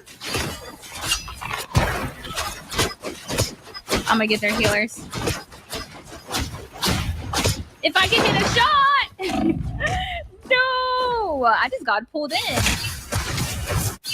Okay, so they got Wolverine. Okay, nice. G teleport. We almost got our ult back again. Nice team! Let us cook. I she was gonna peek right there. She went back.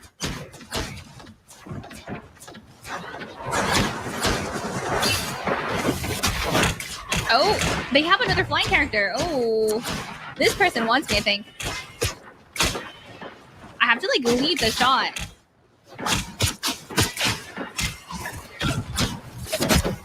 Oh, I left him one. I'm so freaking focused on him. I think this is bad, guys. This is really bad.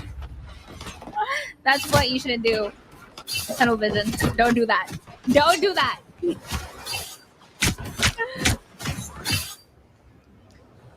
Does this matter?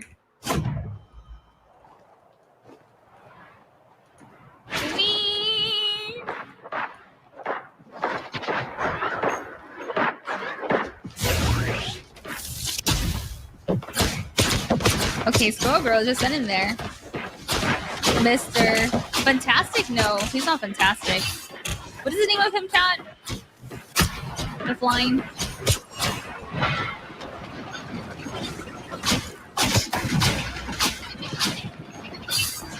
They don't have an ult, do they? We have 3 minutes to touch.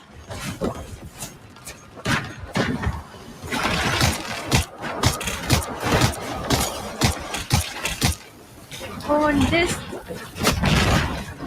I didn't take anyone with me.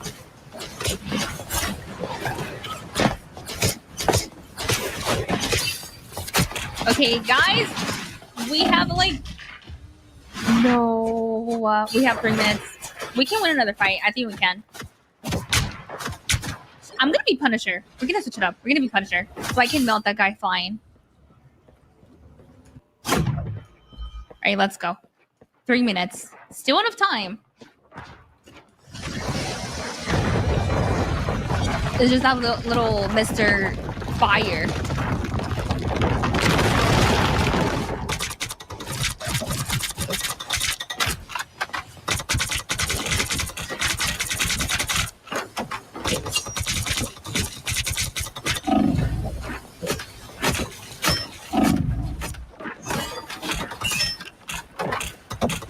Okay, who is here right now? I'm trying to see.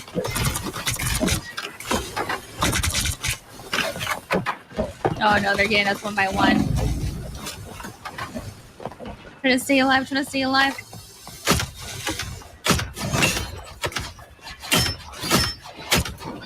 Two minutes down. Woo! Those girls are not gonna get me. Okay, I think they're gone, right? They're gone. That's fire! I'm telling you right now. That is so annoying. Okay. I can't see crap. You know what? Hopefully don't focus me. Hero, come here, Hulk. Oh, they use their...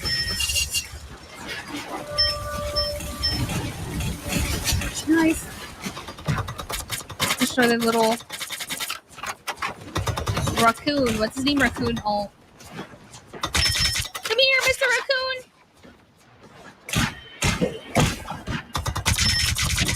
Oh, Squirrel's won! He's won! Emma, come here, Emma. You and I need to talk. You've been bullying me this whole time. Nice! Good job, team! The first game doesn't count. W.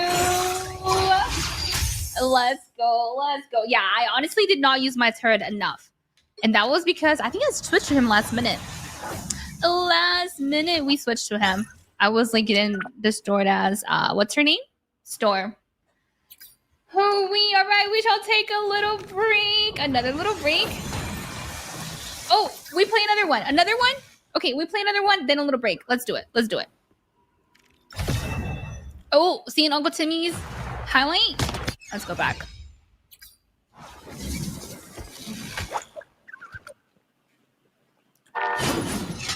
We go again. Can we win two back to back?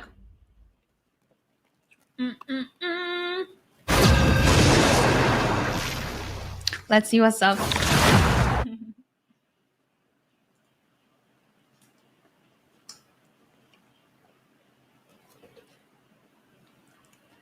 All right.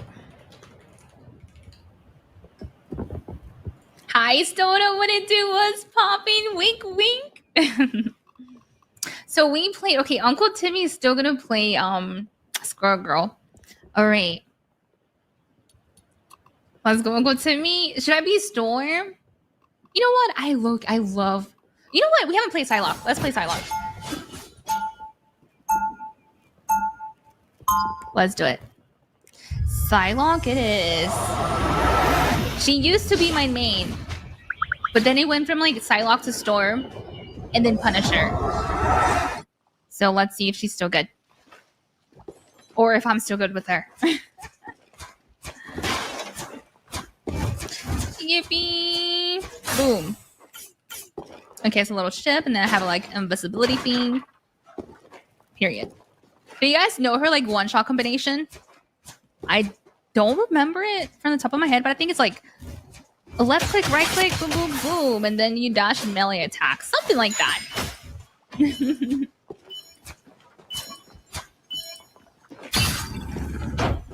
All right. Let's do it.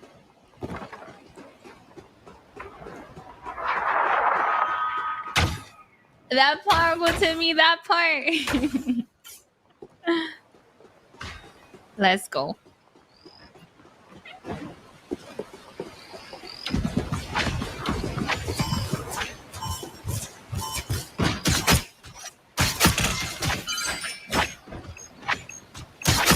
What are they doing here? Oh, that's a Scarlet Witch again. I think their team are like AFK or something, because what is going on? Look at us. All ready. All freaking ready. Kawaii, good morning. What's up? How's it going? He said no question mark. Ooh, free win for us. Let's go and hold them. Oh, I think they're all back. Yeah, they're all back.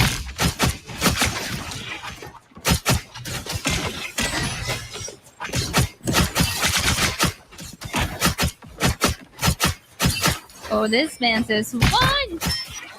I look, you want to go in there? Oh, got one of them. Are you coming back, sir? Are you back? It's taking a little break. The raccoon's not giving up, though. Let's get out of there.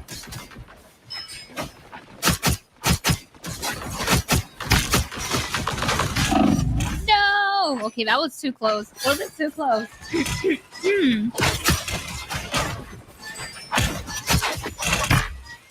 So you're just...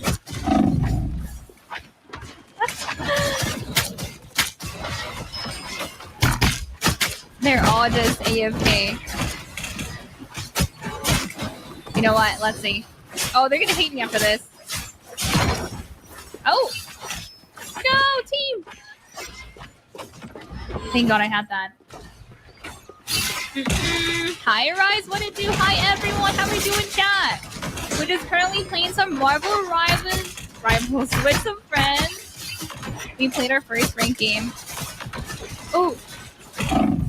No. I thought I had my dash.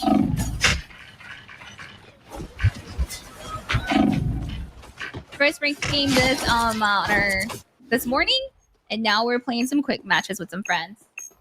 Trying new characters. You know, I was a healer. I'm honestly not the best healer, but surprisingly, we won the game.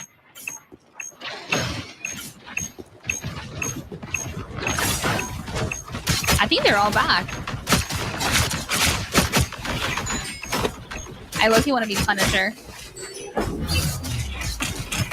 Oh yeah. I'm gonna be Punisher.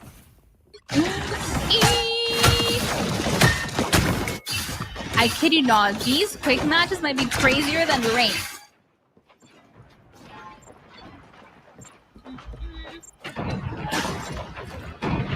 The reason why the stream is so laggy, it's not always laggy, is just because the stream is like being produced from like a website. That's why. So it's not directly from my PC. Ooh. That is why.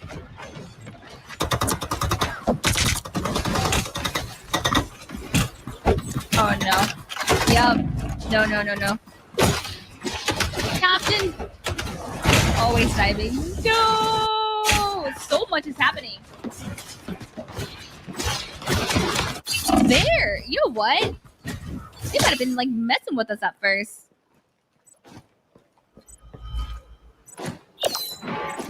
Okay, team up activated. Nice. So Dizzy and I'm gonna like use my turret. Where's a good spot to use my turret?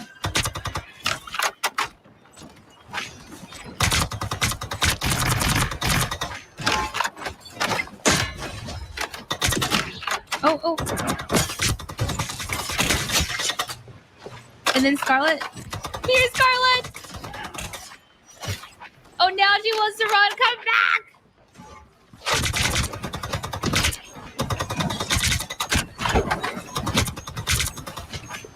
Oh, it's a double ult right here. No! Wow, they used a little raccoon ult.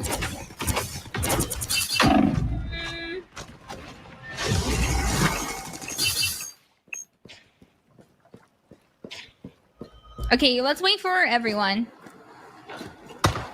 Let's wait. No! You know what? We can't win them all. Unlucky.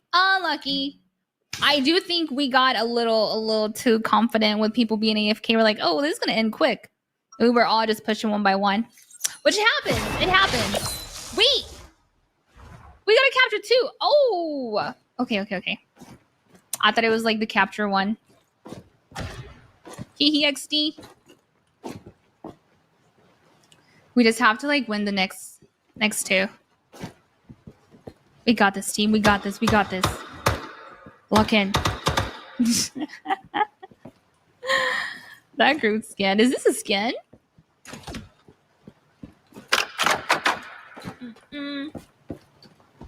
W cat, let's go. Groot looks scary. He's a cutie. But he does look scary. All right. Okay, Bubbles. She probably thought I told her to change. Oh my god, we have 3 DPSs. I would be a third healer. Okay. I'm gonna set up here. Wait, can I not? I guess I can't. Should I use my E? It didn't let me. From up here, maybe?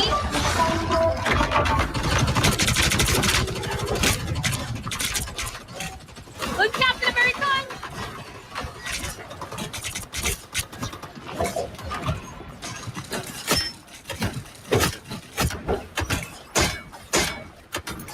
That man has so much shield. We gotta get in there. Let's see. I do have a Q to use. No! Wait. Why can I not hear the ults, guys? Audio. Sound effects. In-lobby music. Can someone tell me why I can't hear the ults? So master, sound effects, lobby. Is it voice? Oh my god, thank you. That is why. Okay, see? I'm gonna blame it on that. Hello, Anthony. Welcome in, everyone. Hello. Your team's capture progress has passed the halfway point. I knew I was missing something. I knew.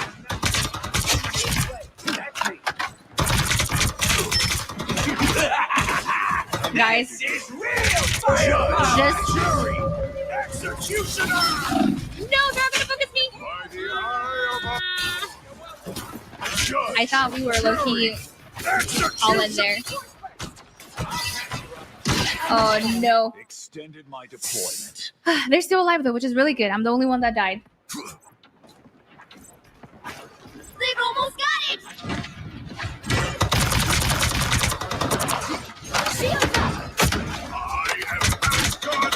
Like they're doing, that team is doing so good with like the heals and like pushing it. Come here, Mr. Strange. Oh, 95 seconds.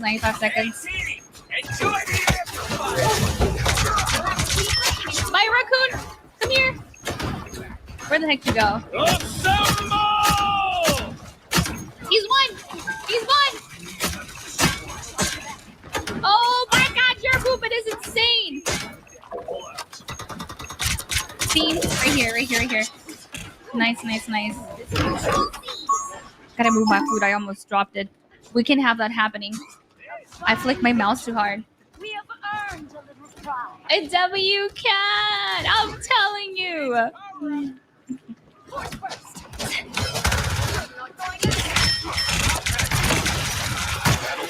No. Oh, he's one. Nice.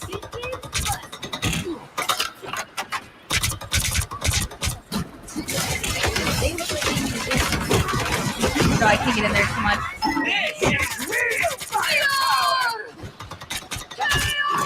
No, we're not doing it. Ah! I couldn't run fast enough. Oh my god, I got rebooted. You know what? That's what happened the first time. I couldn't hear her little.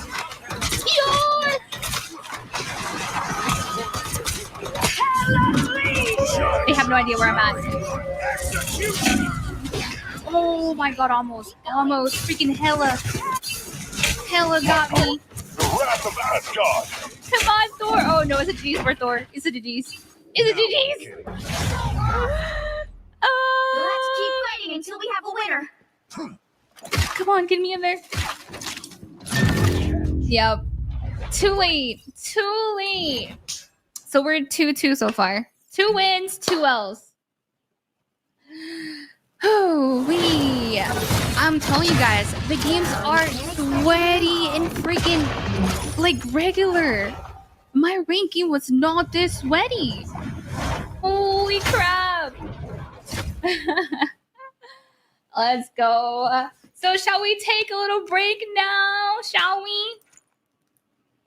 And we can get to talk about the McCrispy strips and the chili sauce. Creamy chili dip. W. For those who are just now getting here, today's stream is sponsored by McDonald's, and they send us the McCrispy strips and some sauce to try, which it's so freaking good. Look at that, guys. Holy moly. It's a red, really sweet, but it's not too sweet.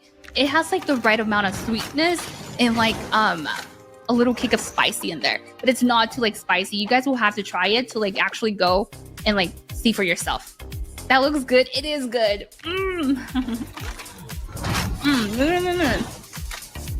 Really crispy. Really freaking crispy. That part right there.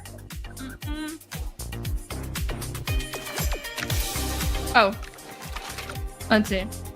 There we go.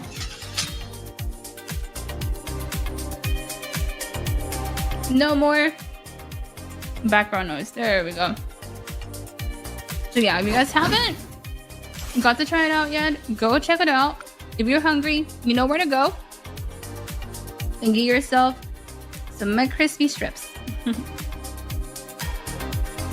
Well, you can either get like 4 or 3.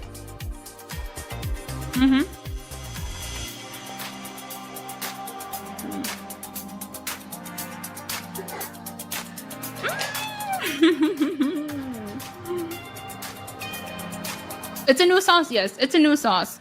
And these two are the best combo. The best freaking combo. Honestly, McDonald's has a really special place in my heart because I remember going to McDonald's since I was like a little kid. Who hasn't, right? So after church, we'll always go to McDonald's and order our stuff. And it was like my mom had like a little daycare. So it will be like my cousins, our friends, and everyone. So we'll get, ourselves a McDonald's. So it has a really nice memories. And yeah, we love McDonald's. So can we one more time get some W's in the chat for McDonald's and the McCrispy strips? W's in the chat. Ooh, I needed that. I remember the plain place. No, for real. You tried those on Tuesday. Why did I think it was going to last like the 90s? The new sauce is amazing. Yes, it's really freaking good. It's a creamy chili dip sauce. And we are done with our first little sauce. It's gone. You know it's good, but it's gone. But yeah, we have a second one, so no need to worry. Holy, hi, pull up, what it do? Okay, I do need like a little trash. I'll just put it here. Oh, that bag is right there. More sauce, yes sir, you already know. Creamy, sweet, tangy sauce, yummy. Keep the sauce for me. You lick it clean.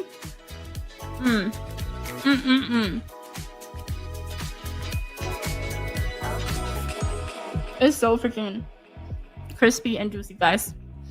So crispy, so juicy. I don't want to eat, and you guys see like my mouth, right? My food. So good. Do you guys see that little golden brown breading? Y'all see that? Look at that. And with a touch of black pepper. Do you guys see the black pepper in there? I know y'all do, because I do. Hello, baby girl. Happy Friday to you as well. And this was my to-go always, guys. Do you guys do this or no? Like, I'm not like, I do love like, honey mustard and stuff like that. Honey mustard, sweet and sour. But way before this sauce right here, I would just always, you guys might find it weird, but if there's anyone in chat who does it, please let me know. Let me just open up, try not to make a mess. I would always either grab my, my strip, boom, ranch, boom, barbecue, and just bite into it. Mmm. So good.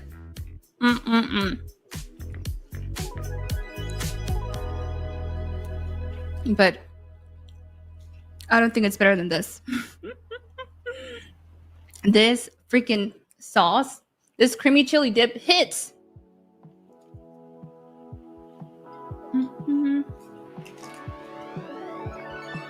Fun fact, once I like any food combo, I eat like a week straight. That is me. No, like seriously. So me for real. All right. So many sauces. Boom, boom, boom. Oh my God, we have another one. Where did I get this one from? I thought I just had two. How are the games? The games are going so good so far, Anthony. They're pretty good. We won 2 and lost 2. I'm eating McDonald's on my cheat day. W Rusty, period. But yeah, chat, what's your favorite sauce so far? I know you guys said sweet and sour, honey mustard. And what else? I think those are the most popular ones. I gotta try some fries. I'm missing my ketchup. Okay, the fries did get a little bit cold. They got cold. Sad face.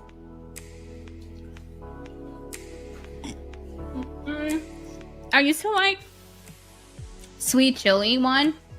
I don't know if it still exists. Sweet chili. I think it still does. It's been a while though. It's been a while. Can't forget the ketchup. No ketchup, but it's all good. I normally don't ever eat my, my strips with ketchup. It's normally barbecue, ranch, and that's basically it. Never ketchup.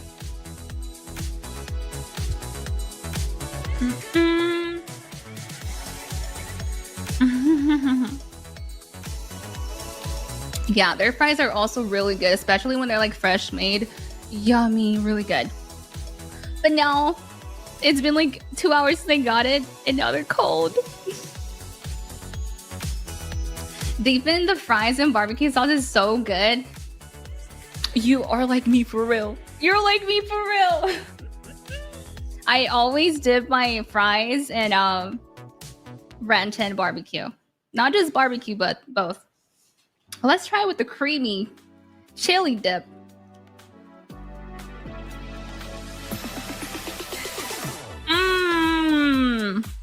You know how there's a lot of sauces that you can just dip your fries in. This is the one. This is the one. Yummy.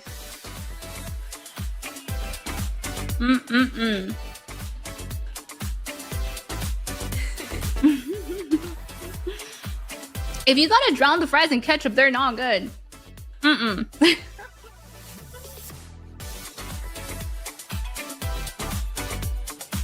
But honestly, even though they've been out for like almost an hour and a half, it's not bad. It wasn't bad. They're like a little bit soft, but they're still good. Yep. Hydrate before you dehydrate, chat. And don't forget, you can grab them right now. You can go and get yourself some McCrispy strips at McDonald's, okay? So if you're hungry, you already know what to do. Go and get your strips and your chili creamy dip. For those that missed it, I don't think I have shown like the sauce, but this is what the sauce looks like. It's a little red with some little red dots in there from the little kick, but it's not too spicy. It's honestly really good. Whew, I think I'm good to play another game now. We still have like 2 strips left, but it's perfect. Look at my Sprite. Look at this. I drink a lot. I normally just drink a little, but oh my god, these games have been freaking sweaty. Sweaty. So are we ready for another game, chat? Are we ready? I think we are. All right, so let's look at our history real quick. History. So, what was our rank game? No, this was quick match, competitive. So this was our first match today. Wow, I did 5-2-5. My healing was better than the other team. See, I always come. Oh, wait, they had an AFK. Oopsies. No wonder it felt too easy. No wonder we won. Because normally, I'm an L healer. And I'll admit that. Hello, Kiana. What it do? I do, Julie. The power of... Now you want some, you try them. Nice. Hello, Nova. What it do? W animation. No, seriously.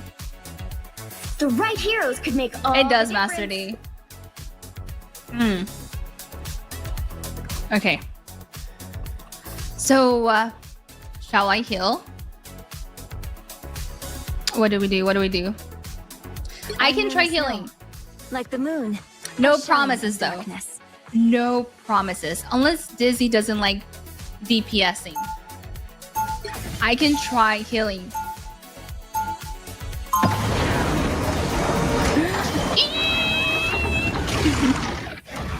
Hi, Minnie. What is it? Welcome in. What's poppin'?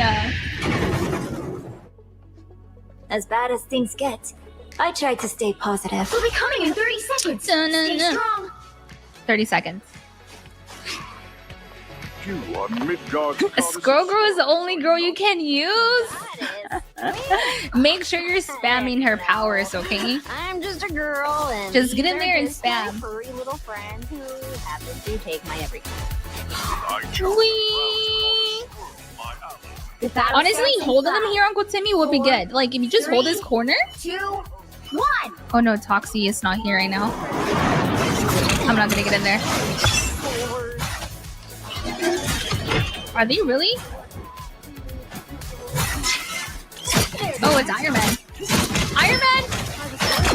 Whoa, whoa, whoa, whoa, whoa! Oh my goodness! That Thor just messed me up. Okay, that Thor is crazy, Boots. Okay, okay. Holy moly. Everyone gather up. Your healer is here!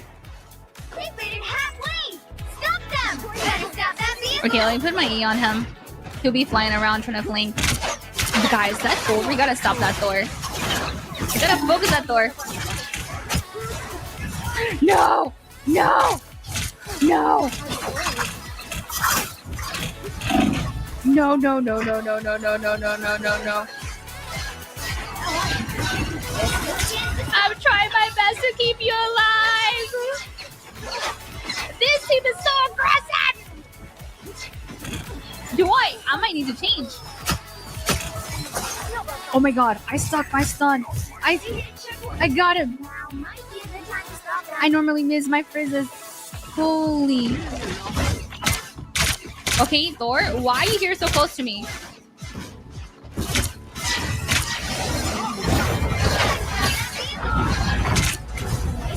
I'm gonna heal you, Betsy. I'm gonna heal you. I gotta remember to heal too, not to try to be aggressive. Oh, I got his butt. Maximum pulse.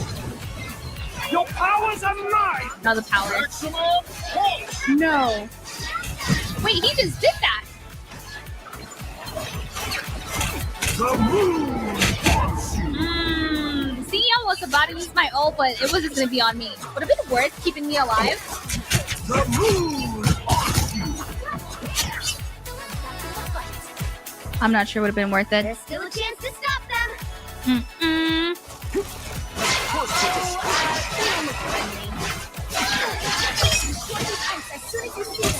Who can I put my E on?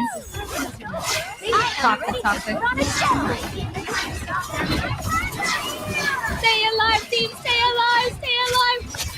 Nice, nice, nice, good job.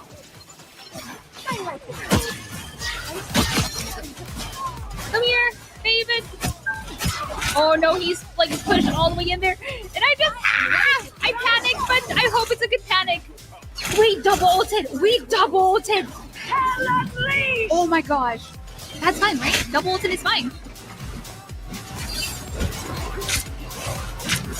No. I gotta get out of here. Oh, I'm stuck here. Oh. I thought I fell off the map right now.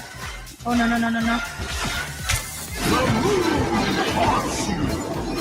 I'm reloading. Oh no. I finally fell. Oh, I low-key clapped her.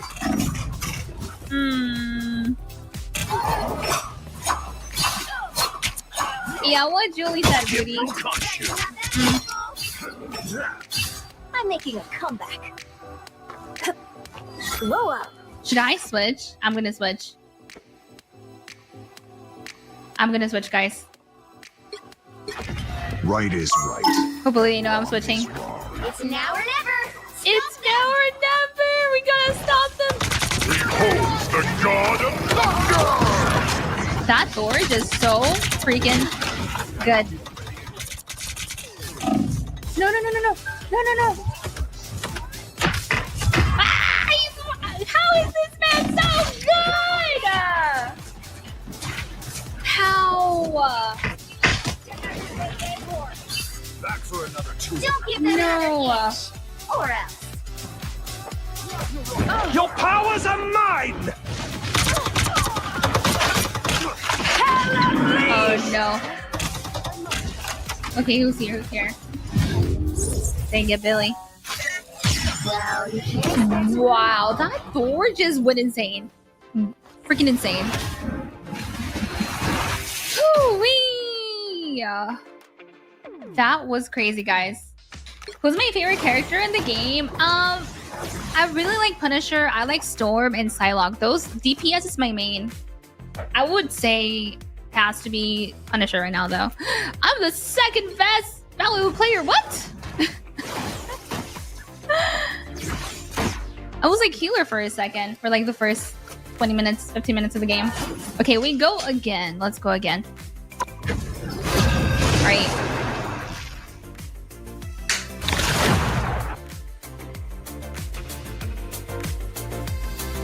Boom shakalaka.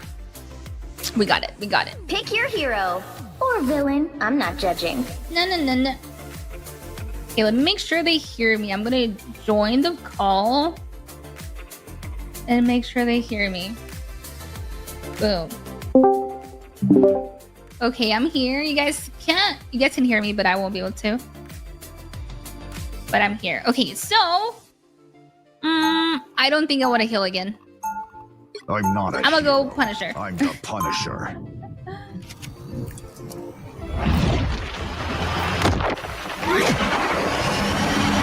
Did he say I'm not a hero? I'm a Punisher. Right I think so. All right. 30 seconds before you attack. Get ready. Get ready.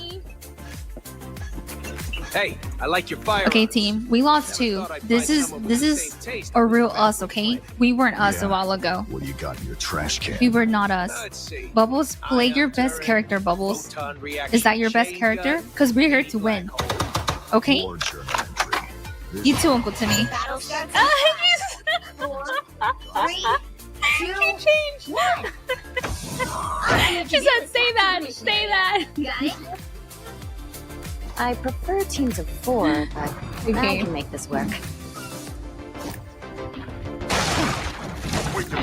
Some Alright, I also have my E.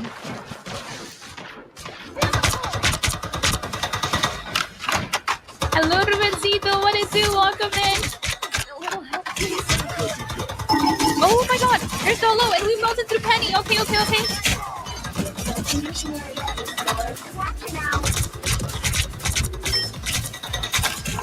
Oh, this Bucky. He's back! We got him, guys! Okay, see? Oh. There's someone up there. It's a little Jeffy. A little Sharky Shark. It's so hard to, like, actually get Jeff. There's a little bubble, hides underground.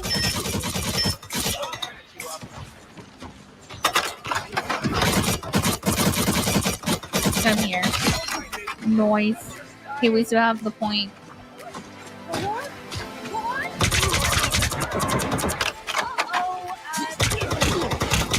No, no, no, no. Oh, they're taking... Oh, she has no idea I'm here. Oh, was there a heal thingy? Oh, I was so close. So close to getting it. I didn't even notice. Most of like the healers are gone. Whoopsies! Did not mean to do that.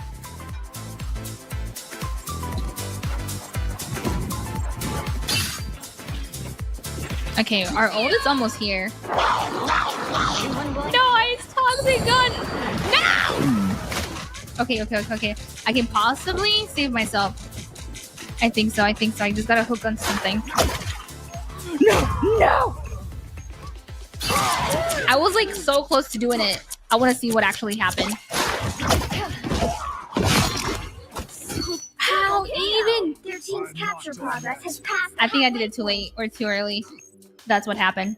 Armed and dangerous! God's might!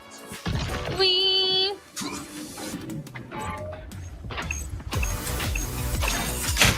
Not me walking into the freaking mine. No, mine! Okay, I gotta watch out.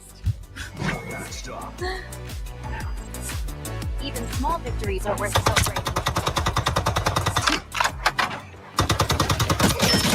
You know what? I'm gonna do it. I don't care. It's spider nothing. You're about to get melted. Come here, fishy.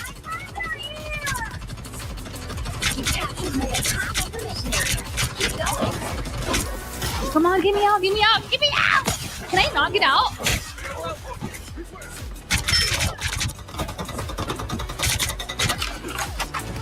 Scroll, nice.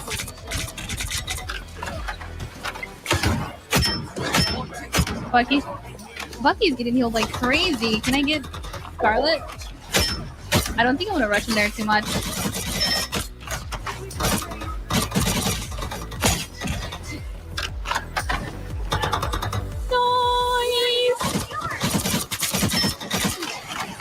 We're almost 13. Oh, Jeffy's from the other side over here. Oh! Oh no, I got blocked.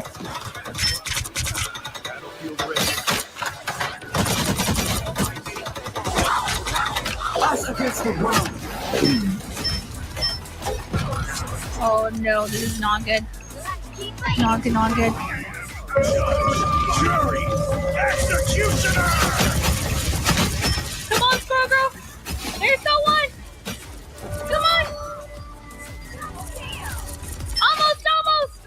One more, team, one more! Okay, that high girl was kind of nasty. Guys! We don't talk about me dying to the mines, okay? I got a little bit too excited. We don't talk about it. Hey, at least I used my ult and got a couple of them.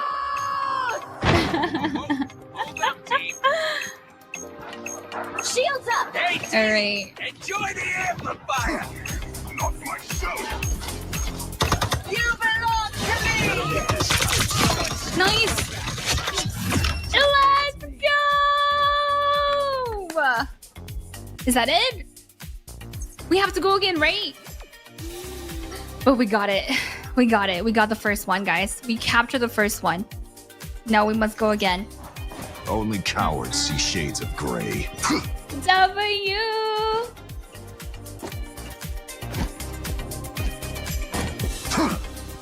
Boom, boom, boom. 30 seconds before you attack. Hey, I saw that turret thing you do. How much? All right, team. Not for I think we're doing better now. kidding. We are doing better. Maybe for other people, not for We got me. this. W team. 8, The battle 7. starts in 5, 4, 3. Hello, Demo Doodle Mason, about yourself. All you need to do is capture the mission area. Got it? You got it? I like I think there's a nice spot I can like place my turret over here without them actually getting me. But yeah, just know guys that the production team is trying their best, okay guys? Oh, we're all trying our best. We're trying something new, something different today.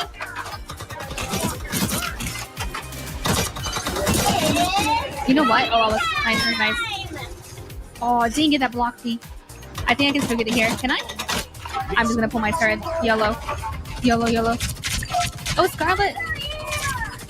Mantis. Nice. Come here, little Sharky. I'm focusing Penny.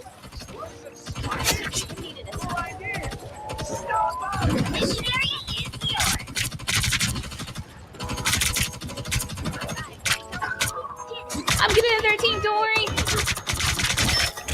Taking my shotty out. Come here, Thor. Nice. Yep, you already know. I should probably go up there and post up. Can I? Whoa. Yeah, I went a little bit too high up. We are undefeatable! Should I like honestly get in here?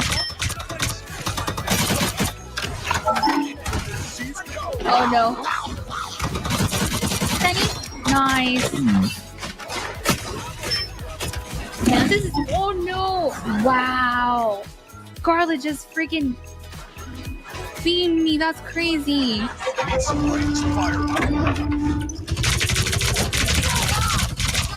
Look. Guys, how do I get out of here? Do I press E again to get out of my turret?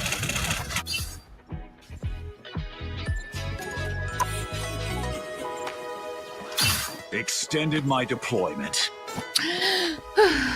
Okay. That was a little bit stressful. Hey, let's go, KP! Oh, this team is... No,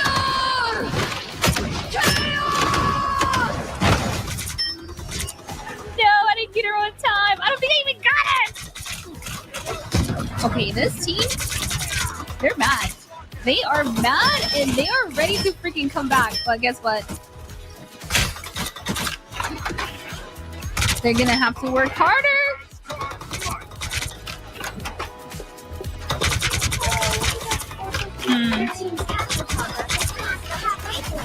I'm gonna set up my turret. Oh my god. It got cancelled. No. Yeah, I don't know why I did that. I literally jumped over the wall to hide from freaking Thor. And the other team just focuses me. Extended my deployment.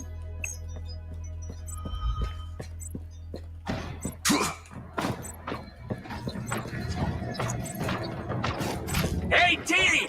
Okay, we're all alive. No, okay, guys, I'm about to use my ult, okay? I'm going in and using my ult. Make sure they don't focus me. Thor is hiding from me, but I'm going for Thor. Going for Thor. They can know me. Oh no. This guy was on my foot! Oh, Scarlet Witch is one! Nice! Look, this guy! Got him! Holy crap! No. How did he get me when I wasn't even that close to him? Liker, no you! Go crazy, Uncle Timmy, W team. I see you guys popping off.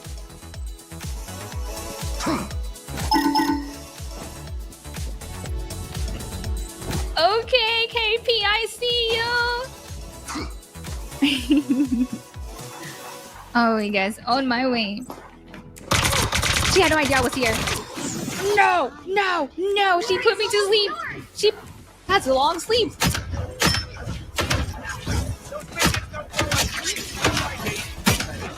Better melt, Penny.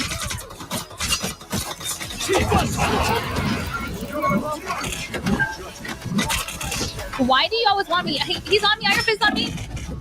Holy crap. Was that? It has to be his ult. Guys, it is so close. 99%, 99%. Oh my god, team. I'll meet my family. I'm not stressing. Definitely not stressing. Probably panicking, but not stressing.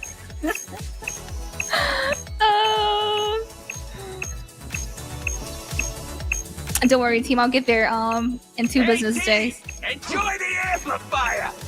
I just had tiny legs, okay? Little short legs. Where the heck is she at? She's one. Oh! Let's go! What the heck? Oh my gosh, what a close game. What a freaking close game. Another epic victory. Woo! That was a good win though. That was a good game. Good round. W team! W! Nice! Okay, give me a second, guys.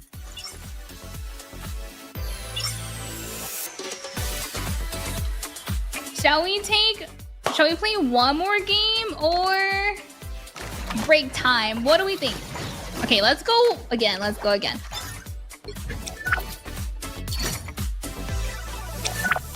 We go again. Look at us.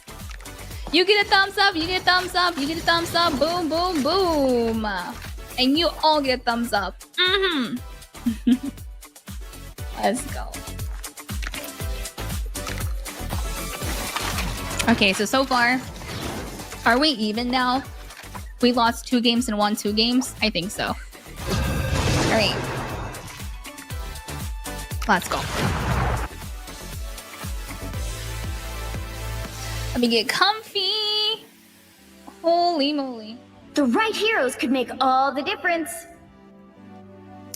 Okay, so Punisher again. You know what? I like Storm in this map. Actually do. Hear my command.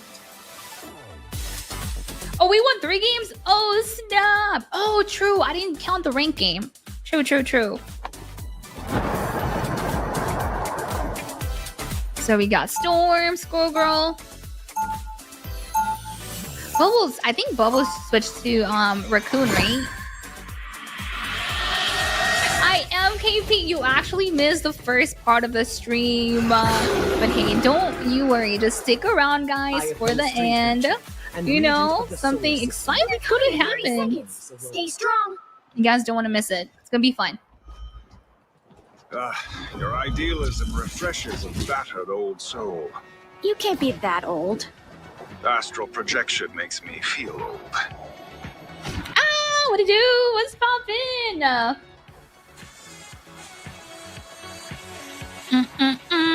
The battle starts in 5, 4, 3, 2, 1. You have to stop them from securing the mission area. Hey, but I can help with the Oh, they have a flying. They have a storm too? No, I think they have. Come to this place if you want to find Oh! They're too so low, but I'm so low, guys. Nice, good stuff.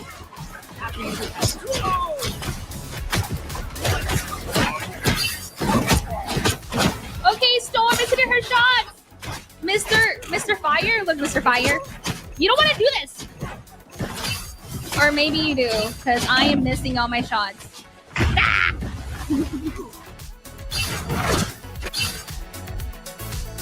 Alright. Let's go to me. You hold them. On my way, guys. I was trolling for that time, okay? For like the fight with Mr. Fire. I was trolling. Be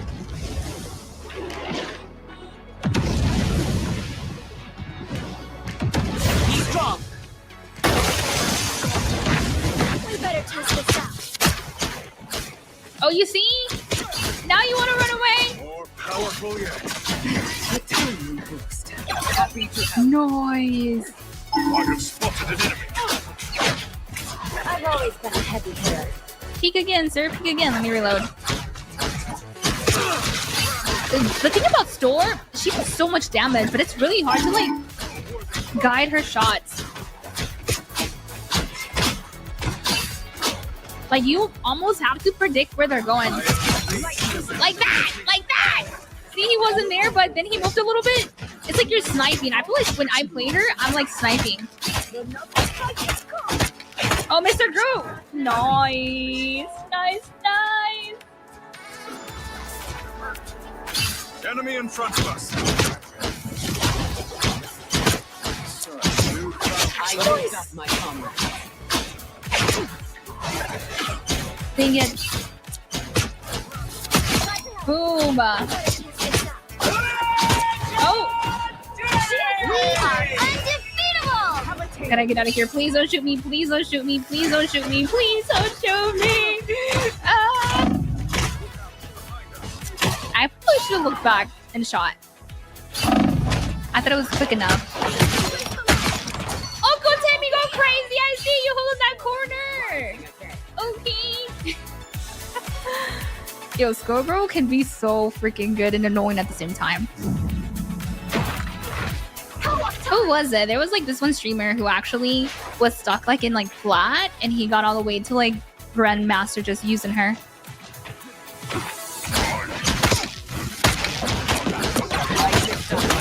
Can do some crazy plays with her. This is my thunder.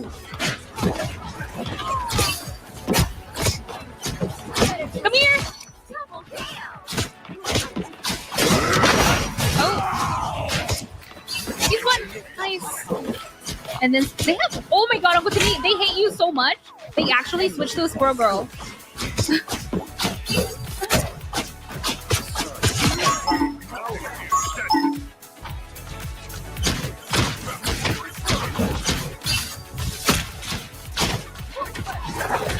Oh, let's focus through. I was too focused on the back line. I'm having a little bit too much fun this round. Can I get some heals, please, team? Thank you, thank you. Squirrel Girl.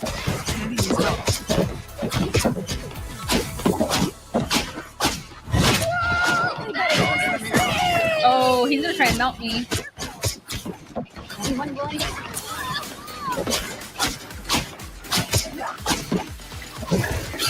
Alright, team. I'm here and I'm back. And I think I'm gonna use my ult here. Feel the wrath of the goddess! They cannot break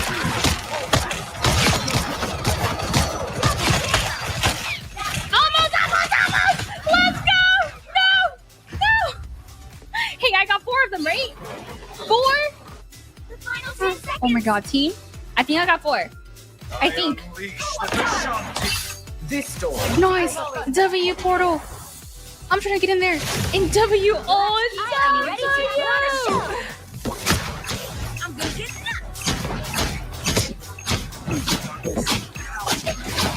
I'm a little bit like missing my shots, but that's just because I'm still excited about the ult I pulled off.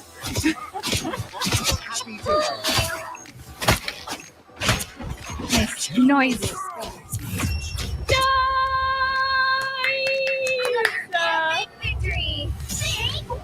Big win!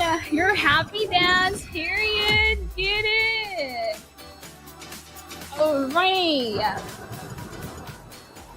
Let's go. W team. Okay, who got MVP? Toxie Woxie with the MVP. Alright, sir. Okay, one more game. I think the games are going pretty quick. We can honestly play one more game. Production team, what do we think? One more game? They're like probably at 10 minutes each. Unless, let's see. It's 1:44. All right, let's do it. We go on to the next game, period. One more. We're gonna slay the Boots House down. Una más, una más. We're gonna try to be MVP, but if we don't, you guys can please take it away from me. Skippy. Hola, Soa, ¿cómo estás? ¿Qué pasa, amigo? Hello, hello. By the way, guys, you guys don't want to miss the ending, okay? You guys don't wanna. So make sure you guys stick around. Okay, so I'm not a hero. I'm the Punisher. the Punisher. Okay, we kind of did eat with Storm for cooking. So shall we beat her again or punish her? I said I was gonna heal, but I don't think I should. Hello, what's up, Macy? What it do? Welcome in. Yes, ma'am. What Julie said.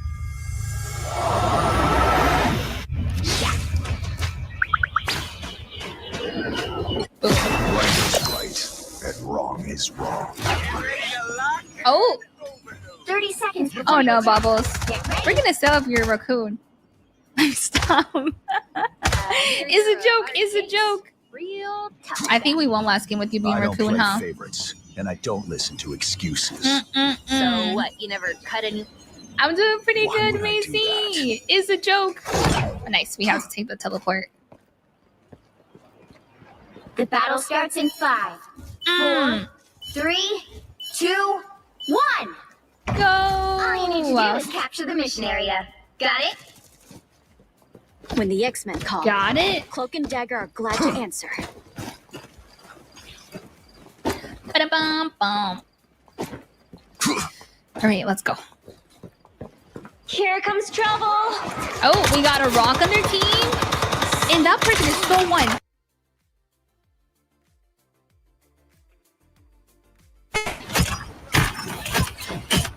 You know what? I think setting up my little turret here is amazing.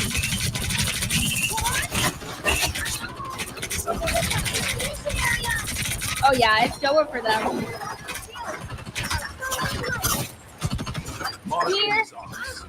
No one wants to peek now. The Sharky is so scared. Go crazy, team. I got you. I got you back here. Come on, turret set up and everything. Okay, maybe. Maybe I should move. This is a nice spot. Oh no. Back for another I'll tour. deploy another beacon. Gotta get closer to grapple onto the wall. Clever they are. Come on, Punisher.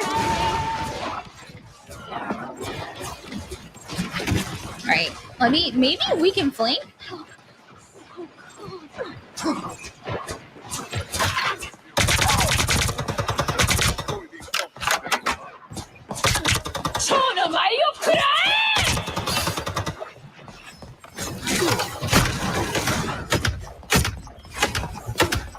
Oopsies. Venom wants me bad. Venom wants me bad. Your team's captured Dagger and passed the halfway point.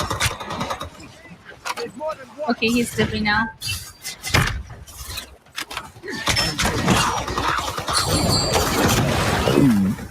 What? I could have swore I did that like way before he did. Okay. Gonna try to save ourselves. Come on! Maybe look down a little bit. Whoever they are, I'll go anyone friendly. Back for another tour. Hey, team. So they're currently at 80%. Okay. Us against the world. Go. Oh, Emma is one. Emma Frost is one. Target located.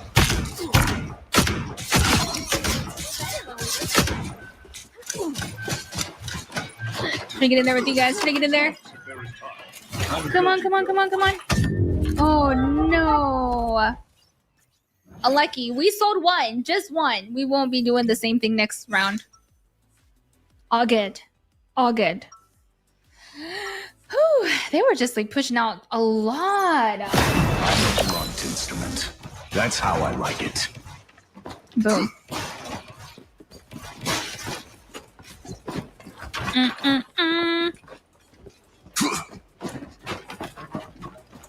30 seconds before We got you it, team. We attack. got it. Get ready. Get ready. I feel like we have something in common. A love of things that explode. I'm Oh. an excellent pushing tails. I love their voice lines. They're like the cutest / funniest thing ever.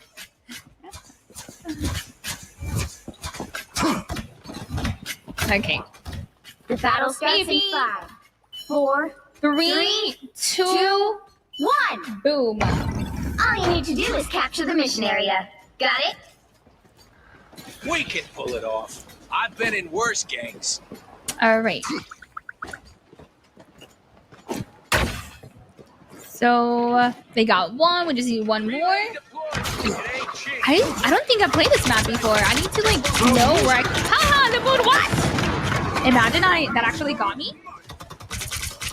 Venom is one. Oh, he did his little thingy majiggy. His overshield. Emma. I'm focusing. Yep, nice. You guys know what I'm talking about. I don't even need to finish my sentence.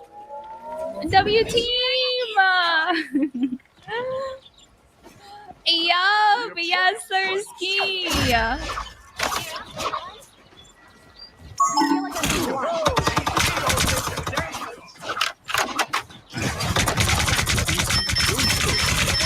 Oh. I'm gonna stay back a little bit. I do need some heals.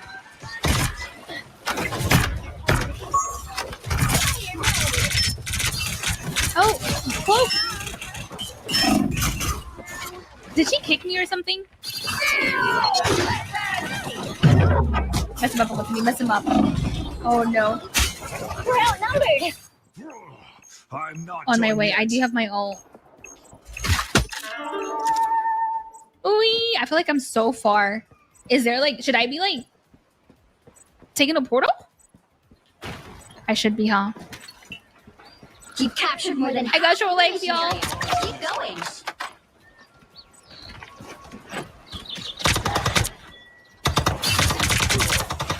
Final judgment is ready. Okay, that Psylocke skin is kind of nice.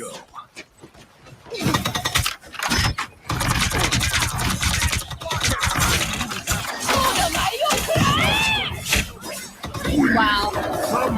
Wow. I was about to touch the health pack. No. She was like really focused on me. I'm not trying to get that. Ay.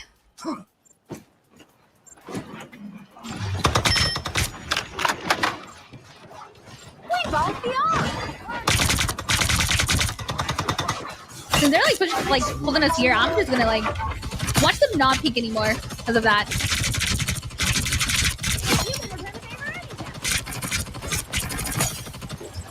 Come here. Okay, they're done. I did get Venom. Oh, she came back. You know what? I'm about to. No.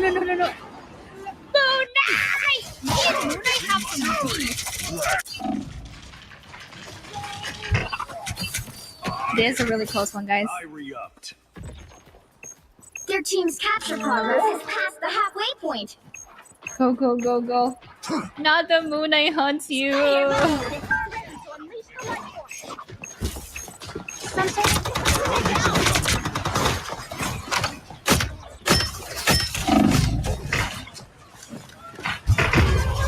Wow. We're just getting freaking melted.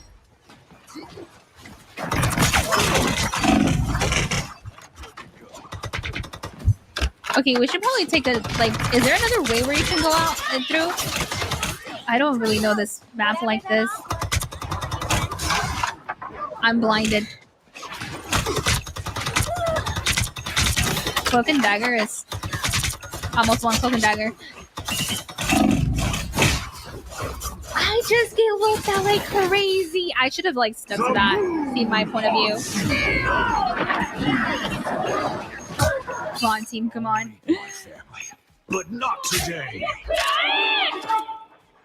There's two alive. Oh no. No.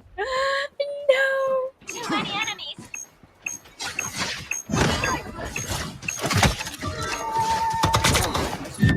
No. I tried to touch. I was so close to touching. We can win them all. Unlucky. They're really aggressive. No, they were holding us like crazy. Like crazy.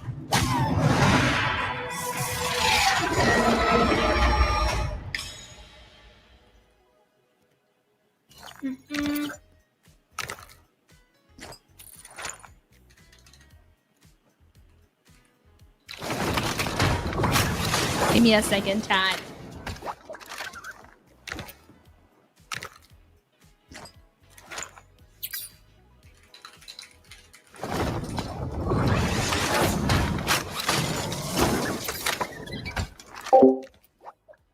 Oopsies. Muted myself. Hello, everyone. How we doing? What's poppin'? What's cracking? Welcome in, everyone. Oopsies.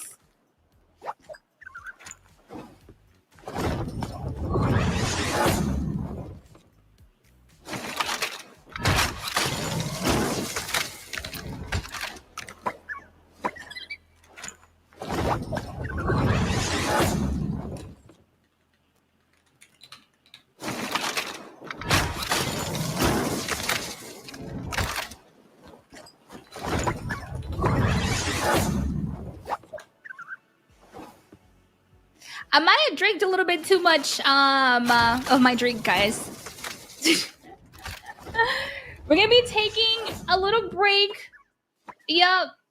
Cause as you guys see, look at that. Look at that. So we're gonna take a little break and we shall be back, okay?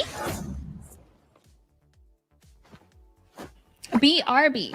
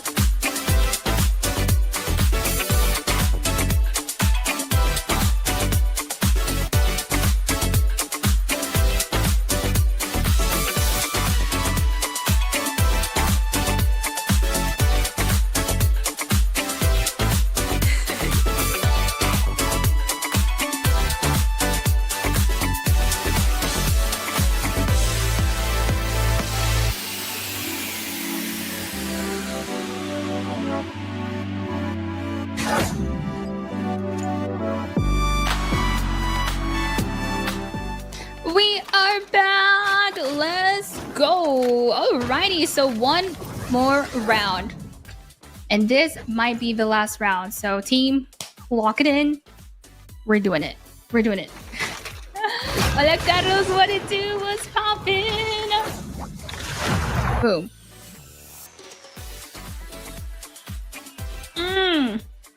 You'll need Your a game top-notch crash. team to Okay, win Uncle this one. Timmy, since this is the last game, we might just need to get a fill.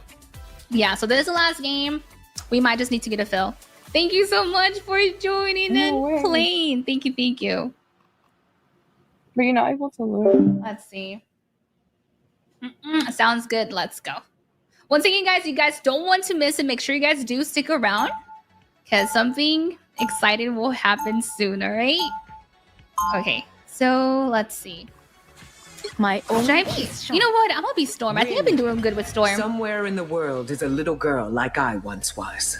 I fight for her. Asgard has been invaded yet again. But as always, no. 30 seconds before you attack. Get ready.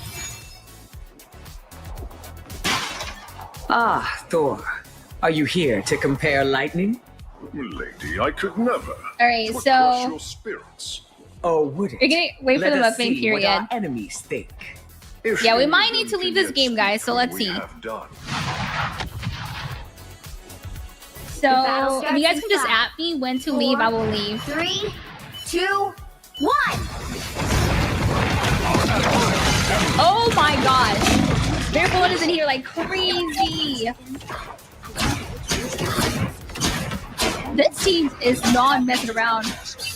I might need to, you know what? I think I'm going to be Punisher. Oh my god, someone else to Punisher. Okay, go crazy, Mr. Punisher. We must stop Loki from destroying Idris. We better test this out. Is this Spider-Man? Okay, this seemed kind of low-key. Going crazy. That little show bubble was insane. You're halfway there. Keep Nice! They're Bucky and everyone's in here. Not Iron Man! I will always lend a hand. Nice. Enemies A tiny boost. Look at, see? This is the type of Punisher I want to be. Feel a little sweat for real. We better test this out. Something seems fishy here. Nice. Oh, I still hit that.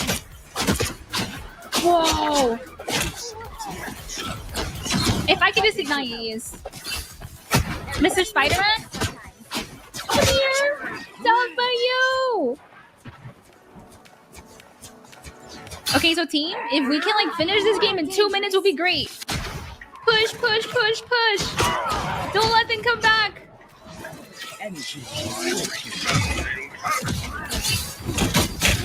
Whoa! You're halfway there. Keep going. Oh, that team is locked in. You know what? I'm gonna hold them in there. Are they in here? Come here, Bucky! Come here! I got him.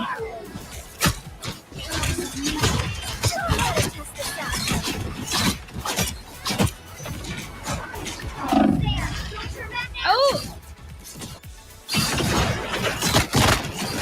Maximum pulse! Not the maximum pulse! Okay, we almost caught that point. We almost got it. Oh, we did it! We did it! So we got 2 points. And I think here is where I should leave.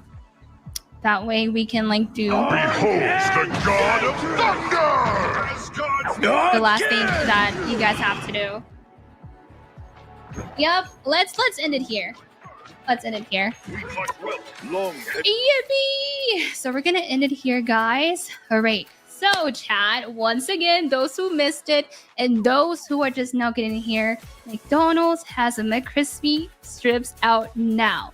And they're the most dippable food in the freaking menu. So, if you haven't tried it out, go check it out. Go. You know, if you're hungry, you know where to go. Hit up your closest McDonald's. Stop playing.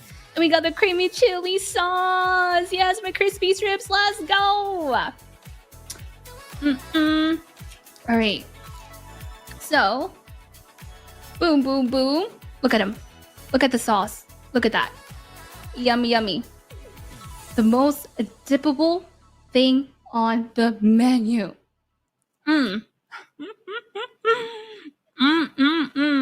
So good. 10 out of 10.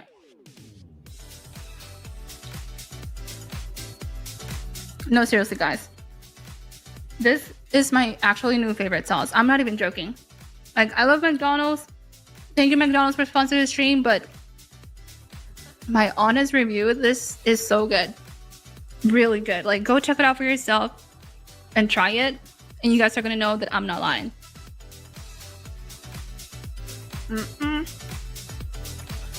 Yum, yum. 10 out of 10 sauce. Yes, ma'am. Yes, sir. I kind of ate all my strips. Holy. Yup. And guys, I'm not sure when it's going to happen, but there's going to be something down below that you guys have to do, okay? And just make sure you guys spam it, okay? Okay? It's going to happen soon.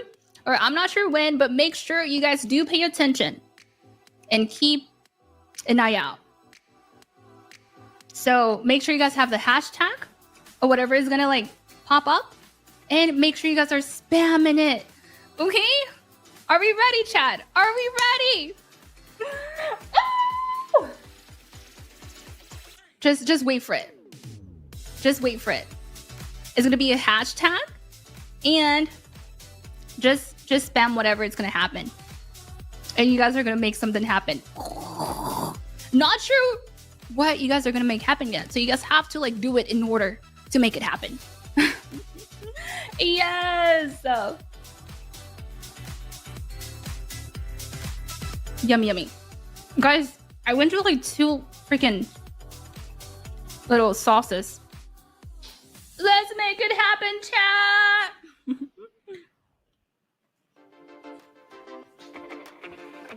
I'm so excited. Me too. Oh, there's a little bug in here. It's a little mosquito, I think. Selena, are you ready? Get the whole family up in here. Savage, no, I love you. And get, you know who we love too? McDonald's. And the freaking McCrispy strips. Oh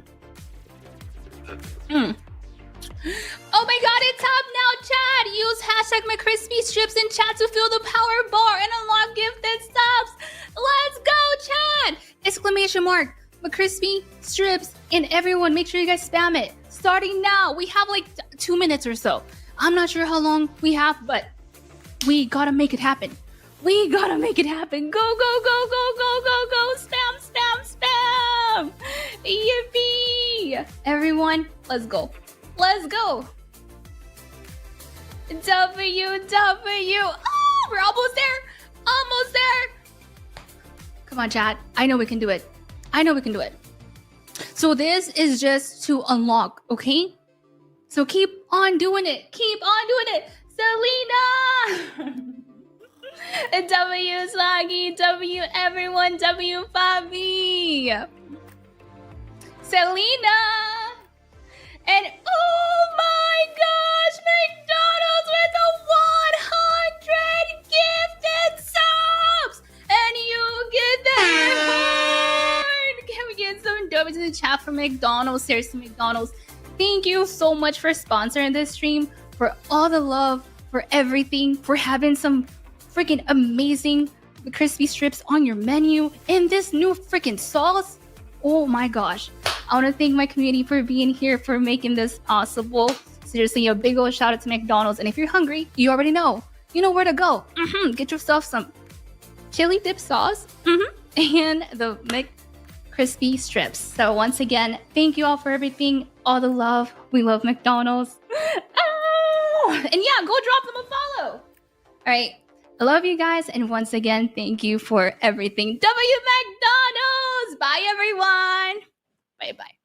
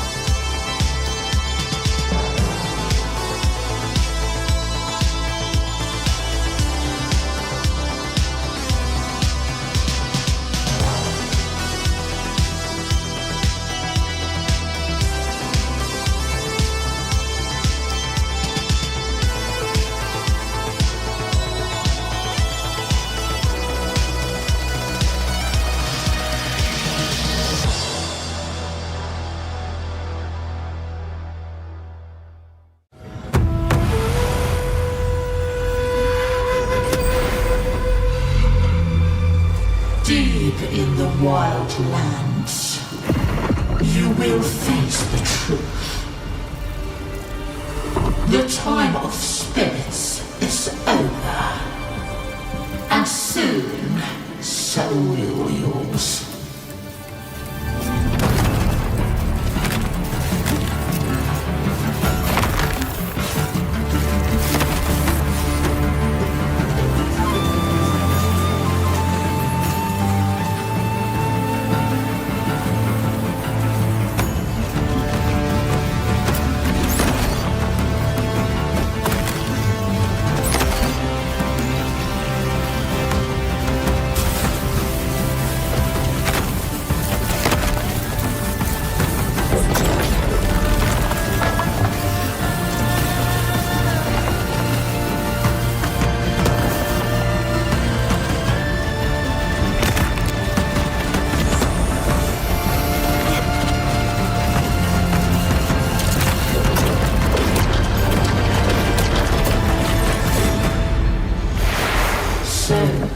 What's your next move, Adept?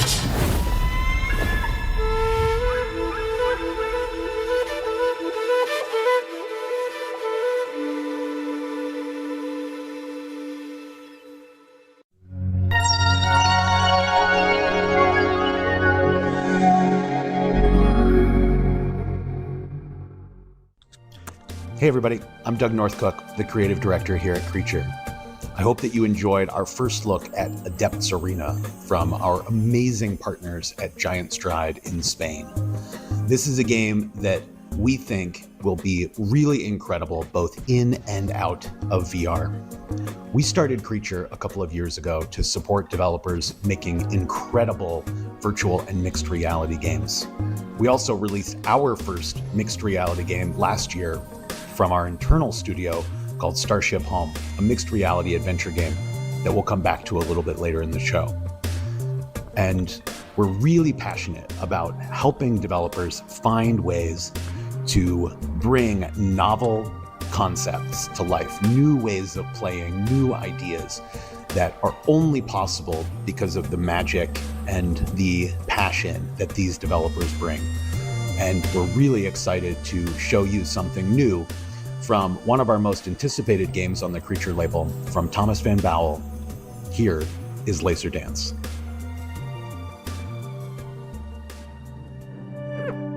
Hi, my name is Thomas, and I run a one-man XR studio here in Brussels, Belgium. And I'm currently building Laser Dance, a game built from the ground up for mixed reality to turn your living room into a laser obstacle course. In Laser Dance, you move between two virtual buttons on your real walls. Every button press spawns increasingly complex patterns of lasers, which will challenge your dexterity, your sense of timing, and your ability to recognize complex movement patterns. Laser Dance will try to adapt to your room. Whether it's big or small, clean or messy, the game will position its lasers so that it fits within your walls and around your furniture. And with the help of some accessibility settings, the game will even try to adapt to your body and level of mobility. So for example, part of the game might require you to crawl over the floor. But if you're not comfortable or capable of doing that, you can just go into the settings, set how low you're comfortable going, and then the game will try to adapt to that. So I've been working on Laser Dance since 2022.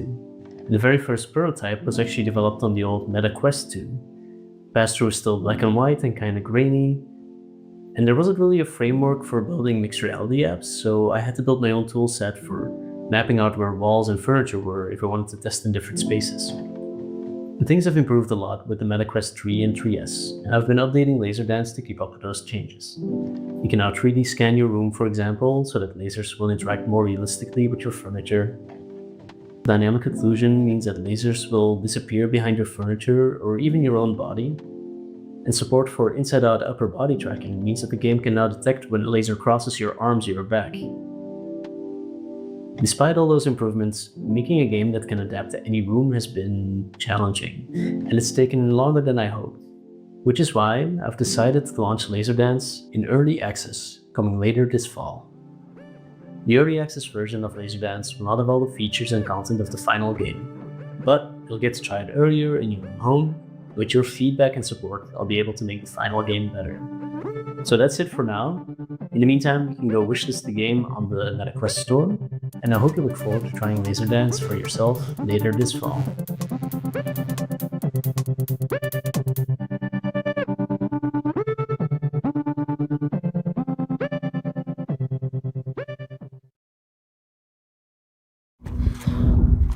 C'est des pierres.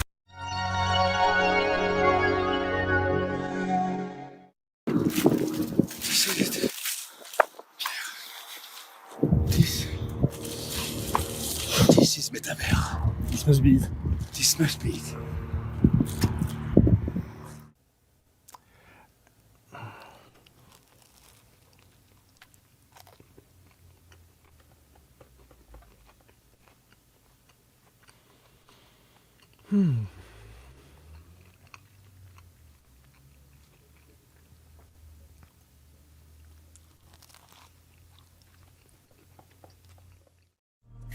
Hey everyone, my name is Ed Lago and I'm a senior producer and business developer at Creature.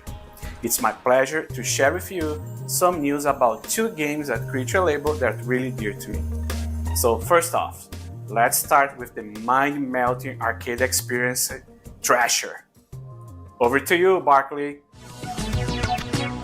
Hey Barkley, aren't you excited that Thrasher is coming to Steam and Steam Deck? Oh, is that the award-winning VR game? What's it about? You just sort of like worm around in the air, or sky? A flying worm? That sounds weird. Yeah, and you fight these floating faces and there's a giant human baby in outer space, I guess. You have to kill a human baby? What kind of game is this? Let's ask the dissociated nodes. We are dissociated nodes. Can you explain Thrasher for Barkley? Very well. You are a parasitic worm that must infect the cosmic star child with the primal chaos that precedes all meaning. Each segment of your being holds a fragment of unbearable truth. Devour the geometric absolutes that scaffold reality's illusion. Engage in dialectic combat with beings whose existence is an affront of dimensional law. Deploy power-ups that distill the ontological essence of the primal forces. Master compose of into the rules of the metaphysical causality. The serpent's 3D helical structure will unwrap the two dimensions on Steam Deck and more as the solstice wanes. So it's a snake game. Yeah, that's what I said, dummy. A snake game.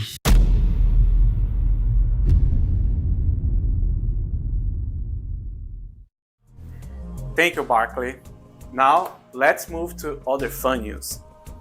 It has been 2 years since the award-winning VR roguelike shooter The Light Brigade came out.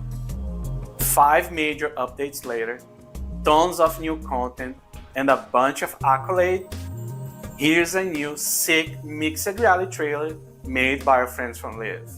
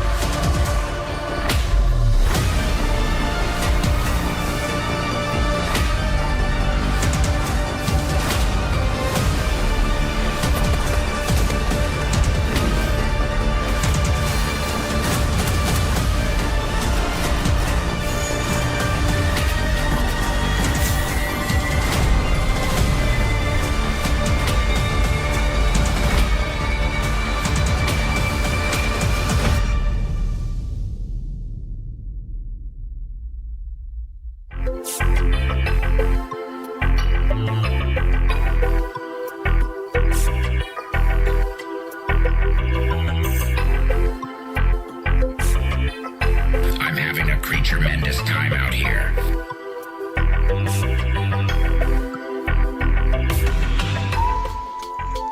Thanks, Barkley. Now we're really excited to share some new updates and announcements from our Swedish friends at Neat Corp.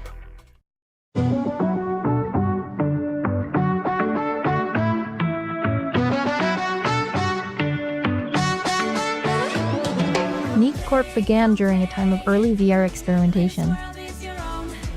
We were finding magic in the illusion of being somewhere else entirely.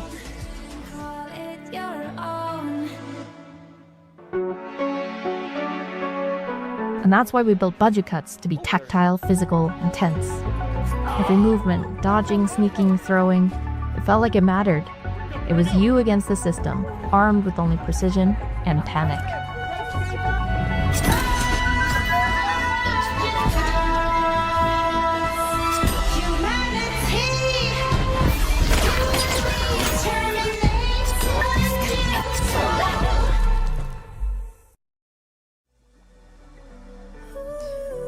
In Garden of the Sea, we asked, what if a game could make you feel safe? That's the cat! So we built a lush island garden with gentle creatures. It was a place where, for our players, the act of planting a seed could mean everything. That world made the leap to flat screens. It was our first pancake version of a VR game. And it wasn't just a port to us. It was a whole new challenge of trying to preserve the magic of presence and touch and giving it to players on a screen.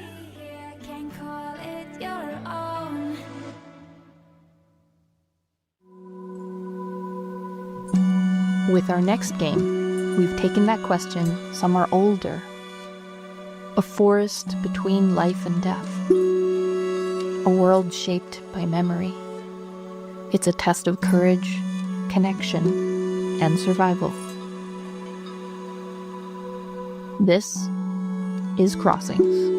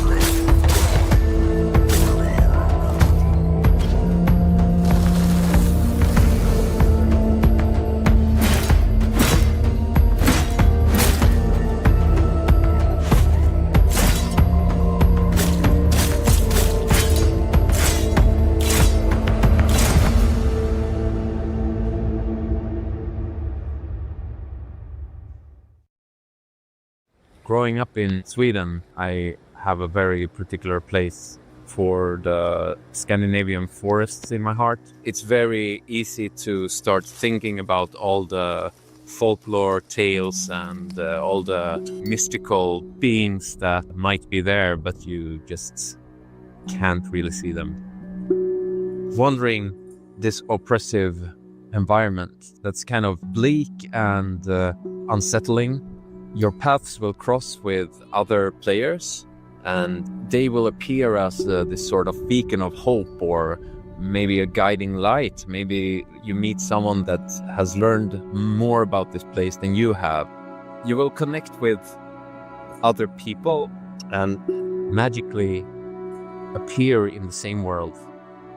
So, what have you been looking to for inspiration when building Crossings? Well, I've been reading the old Scandinavian Edda poems, for example, which is like the main source of our understanding today of the mythology of our ancient ancestors, if you will.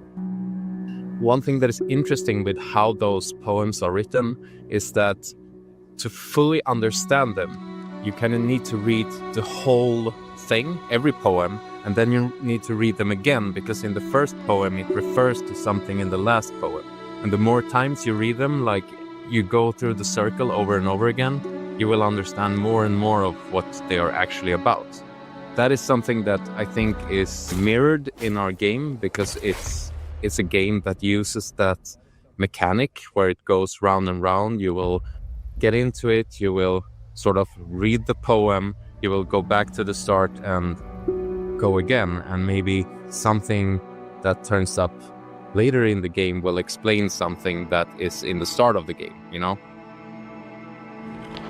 A player who plays the game and pays some attention to it, your understanding will just become greater and greater.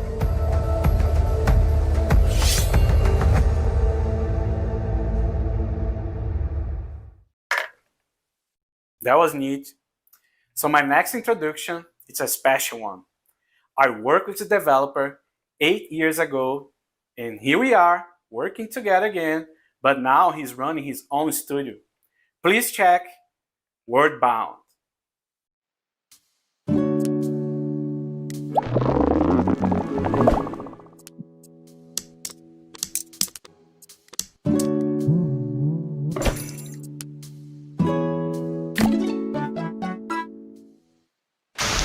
Hey, I'm Andy Bacon. You might know me from this video where I turned a pineapple into an apple pie. That's right, I'm the pineapple guy. A lot of people have reached out asking for a game based on this idea, and today I finally have something to share. So let's take a look. Wordbound is a mixed reality puzzle game where the world is made of words. Pinch these handles to stretch objects until they morph into letter tiles. Rearrange tiles to create new words, then squish the words to create objects. Wordbound is designed to be played sitting down in a relaxed position using just your hands. The game is contained to a small sphere, leaving lots of room for you to enjoy the real world around you. You can even play the game with one hand, leaving the other free to sip tea or pet your dog. I hope you enjoyed that early look at Wordbound. If you want to follow development or learn more, you can go to our website at kettle.games. Bye for now.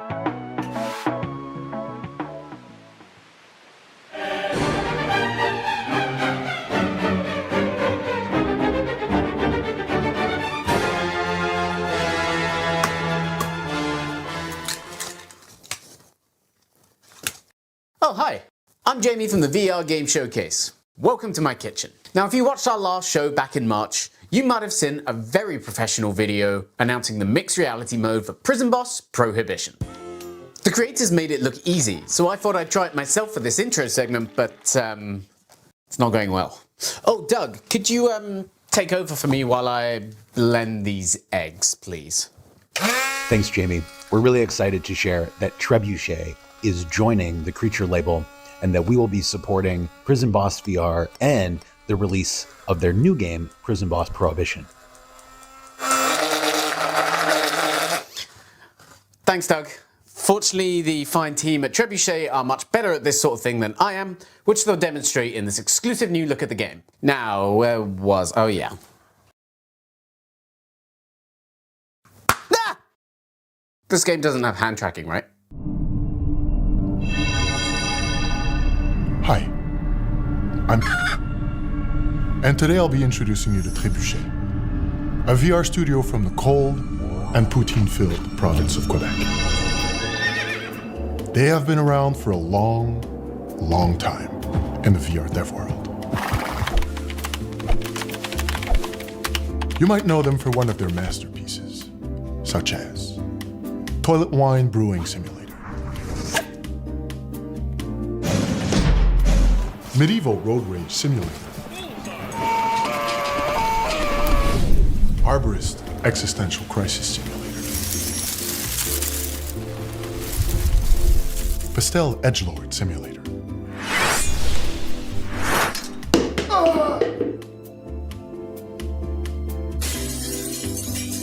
studio is well known for pushing the boundaries of VR and having fun games and a cool team. We were lucky enough to get a glimpse into their studio and the creative process. Check a look. In the digital wilds, one peculiar creature thrives. He is the Chicken Man, a rare breed of game developer, a digital engineer, tirelessly hatching ideas and crafting worlds. Each day, he follows a very strict pattern, foraging not for food, but for inspiration. He incubates fragile concepts, refining them with relentless dedication. Challenges loom, tight deadlines, creative blocks. But the Chicken Man is resilient. He pecks away at his craft, knowing one misstep could scramble his progress. Yet, he thrives, collaborating, innovating, always tending to his nest of ideas. For the Chicken Man, creation is endless. And so, the cycle continues. Witness his latest hatchling. In a world where the streets are ruled by the law of the yoke, one crew crafts in the shadows, smuggling beers, slinging flowers, and frying up trouble. But when the cops come cracking down, they'll have to stash the cash or get fried trying. This summer, the biggest question in history finally gets answered. Which came first?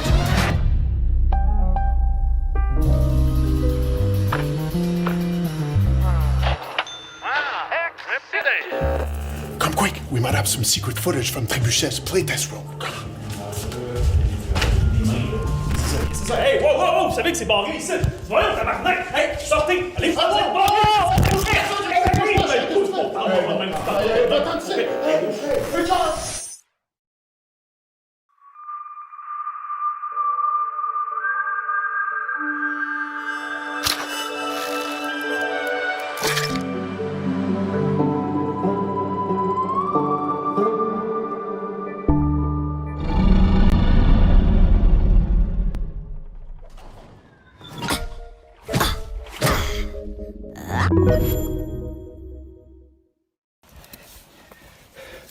This is the stuff of the metaverse. This is what the metaverse is made of. Can you understand?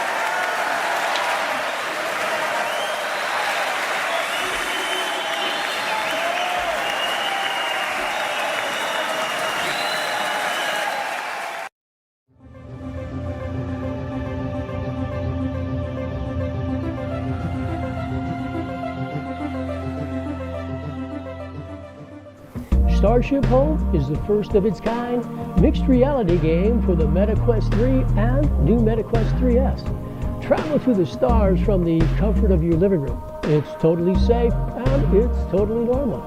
Every ship is uncovered due to the expired warranty services. There are so many places to go. Try and swing by pollen cuts and float away on the breeze. If you find yourself on Largon, well, I hope it's still as beautiful as it used to be when I was traveling myself. So many specimens of alien flora to discover, care for, befriend, and of course, you must also enter into the dreams of the plants you discover. Well, don't worry, it's safe, normal, and I find it quite calming. Hey, it's Kevin from Equip. And my name's George from George Clanton. And we're happy to announce the soundtrack release for Creature's Starship Home, coming to 100% Electronica Records later this year.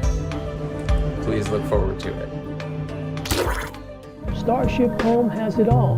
We've got goofy little guys, weirdos, freaks, far out friends to make, and plenty to explore.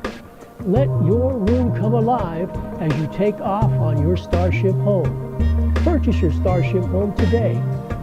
Get to the stars for the low, low price of $19.99 or 8 installments of delicious nachos sent to my house.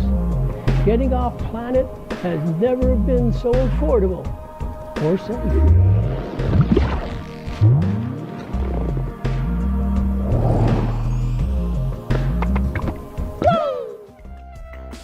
Damn, I wish I could afford a house to make it a starship. Anyway, speaking of afford something, I heard you all like games. So how about some sweet deals to increase your backlog? First, we have the Creature Feature Bundle with award-winning titles, all-time VR classics, and hidden gems. The bundle has a 30% discount and you can check now on Steam, if I didn't press the wrong button, in the Meta Store, but at 10 a.m. Pacific time. So go and check out and get these sweet deals. These codes are limited for the first 100 people who redeem it. So don't be as local and gotta go fast.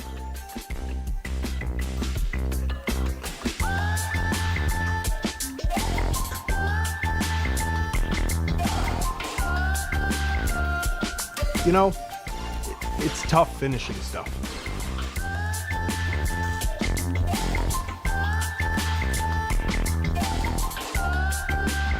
Let's just say I'm a creature of habit. Do you think we're done? Not yet, folks. We still have one more delivery to share with you. Please, Tatiana, go from here. Hi there, I'm Tatiana from SideQuest, and I'm sure you're having a blast watching the show. Creature Feature has been packed with awesome games to get excited about, but guess what? The party's not over. Right after the show wraps up, we're kicking off the SideQuest Indie Spotlight, celebration of the most outstanding indie VR creations of 2025. So stick around and keep the hype rolling. You can watch it on the official SideQuest YouTube channel or directly on our website. One of the coolest things that we at SideQuest did with Creature last year was launch the Indie VR Game Fund, investing in 3 incredible VR titles. The first one was Maestro, Meta's Game of the Year for 2024, and I'm sure you already know how amazing it is. You also just saw the second game revealed during the show, Adept's Arena, and now it's time to unveil the third. I'm really excited for you to see this one from our friends at Flathead Studio. Ladies and gentlemen, I present to you Deadly Delivery.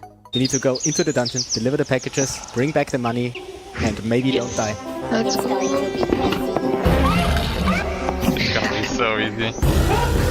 We are delivering. Okay. Oh nice, there's a door. Oh, wait. Oh, nice. Let me, yeah. Now let's get this. Yeah. Okay, someone else. Hello.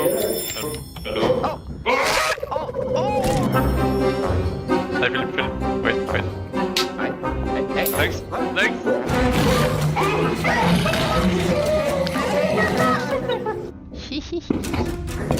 Oh, there's a jump.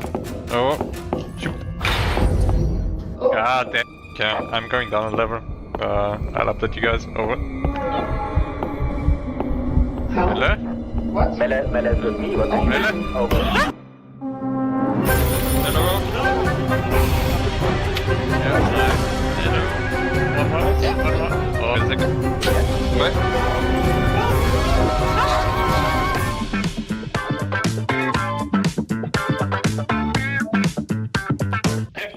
Stop. Oh, wait. Stop. Hi everyone, we are Flathead Studio, a young indie game studio focusing on virtual reality. We are based in Austria, the land of mountains and schnitzel. That's Danny, he's our tech lead. Philip is our game design mastermind, and that's me, Melle. I'm doing all the arty stuff. Our previous VR game was VR 1, a puzzle shooter where you use time loops to clone yourself. Let's take a look. My dear little sproutling, you are a special one, able to experience time a bit more flexible.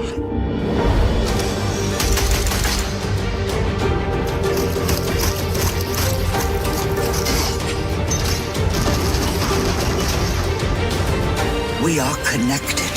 We are nature. We are one. In our game, you and your friends are underpaid delivery goblins looking to pay back your student loans. Your job is to deliver packages to monsters who are living inside a giant mountain. You have to fulfill your delivery quota, you need to collect money, and, well, try not to die while everything wants to kill you. Deadly Delivery is gonna be an online co-op multiplayer game where you can play with up to 4 friends. We are planning to release on Quest and on Steam. The game is still in development with our amazing team of 9 people working hard on it. Soon we will be doing an exclusive closed beta, so join our Discord and follow us on socials to be the first to get in. That's it from us Flatheads, and remember, be a nice delivery goblin or the Krampus is gonna get you. Bye! All right, everybody. Thanks for joining us for today's Creature Feature. We really hope that you're as excited about all of these new announcements as we are. You can follow us at creature.page on all social media or visit our website at creature.page. We can't wait to share even more exciting announcements with you as we get further into this year and we prepare to announce new partnerships, new games, and new exciting updates for some of the games that you've seen here today. We'll see you soon. Thanks, everybody. Now this is what I call a creature feature.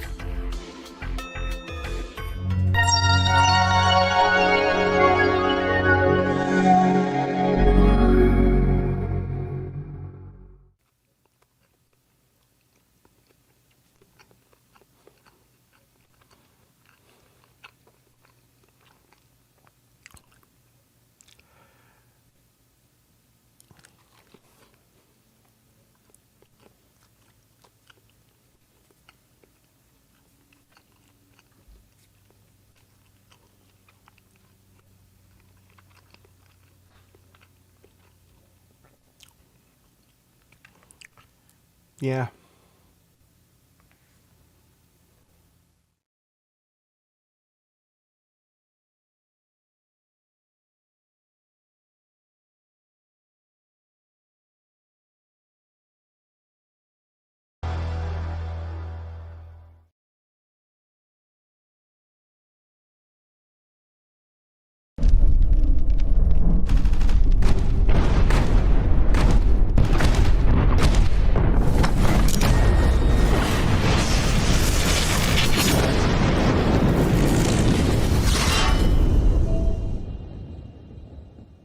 Hello Warhammer fans, I'm Rohul Kohli and welcome to the Warhammer Skulls 2025 showcase. Warhammer Skulls is the annual celebration of Warhammer video games, the first place to see world premieres and exclusive reveals. And on top of that, starting right now, you can enjoy a week-long promotion across a wide range of Warhammer video games on your chosen platform. So let's get things rolling with the announcement of a new game starring the sinister agents of the Inquisition.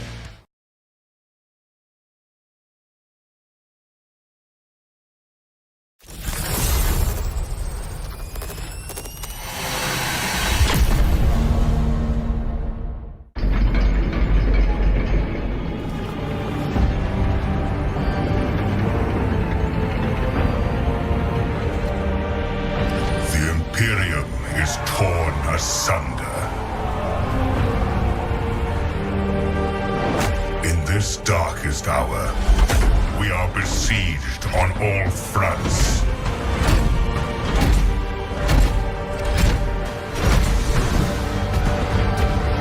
By enemies from within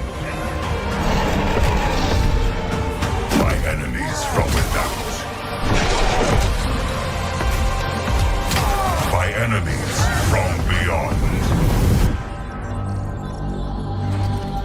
Still, no matter the cost, we must persevere.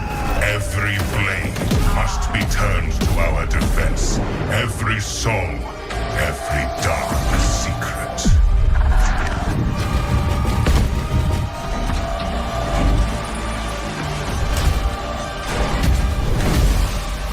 For if we fail, all will fall into the damnation of eternal night.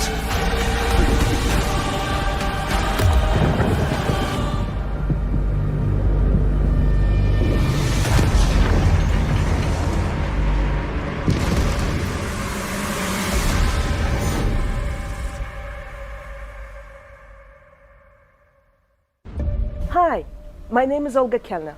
I'm the lead narrative designer at Alcat Games and head of the team responsible for the storylines of both Rogue Trader and the upcoming Dark Heresy games. We'd like to thank all our players for your amazing support and feedback. They really mean a lot to the team. We've received many requests to make a title exploring Dark Heresy as our next project. And, as huge Warhammer fans ourselves, we have long dreamed of bringing this game to life as a CRPG. And here we are. We are excited to deliver darker and more personal experience to our fans, filled with grim-dark vibes, thrilling investigations, tough narrative choices, and an inside look at one of the most secretive organizations in the Warhammer universe, the Inquisition. To learn more about our game and follow the latest updates, please visit our website and follow our socials. We can't wait to welcome you there. See you soon.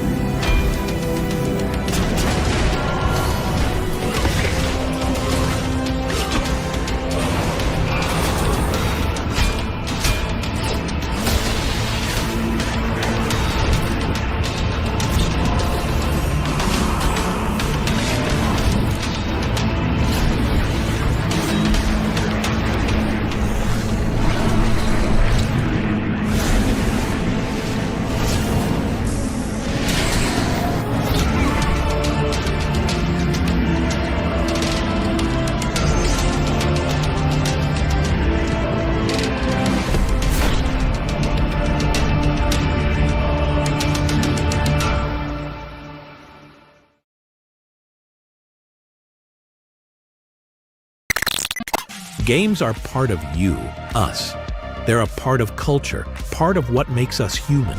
Without preservation, all the emotions, creativity, stories, and innovations behind them risk being lost forever. We can't let that happen. That's why we've launched the GOG Preservation Program, an initiative dedicated to rescuing and reviving classic games, ensuring they remain accessible, playable, and DRM-free for generations to come. The world of Warhammer holds a special place in the hearts of gamers everywhere. Its rich lore, unforgettable characters, and legendary battles have shaped the way we experience strategy and fantasy. That's why we can't allow these iconic games to become unplayable with time. Today, we're thrilled to announce that 4 classic Warhammer titles are joining our GOG Preservation Program, ensuring they remain fully playable, DRM-free, and accessible on modern systems for years to come.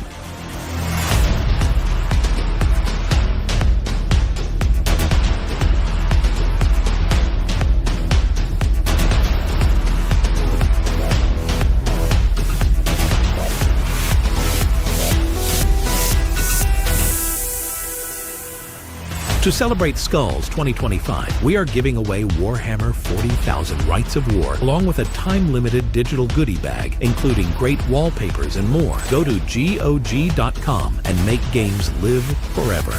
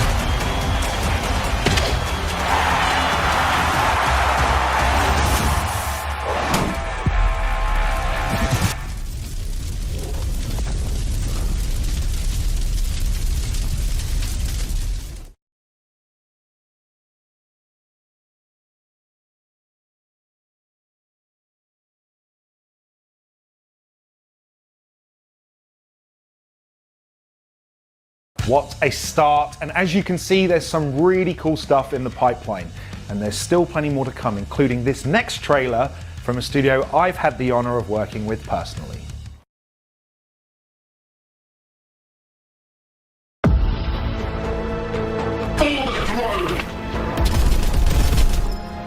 Chaos Spirit!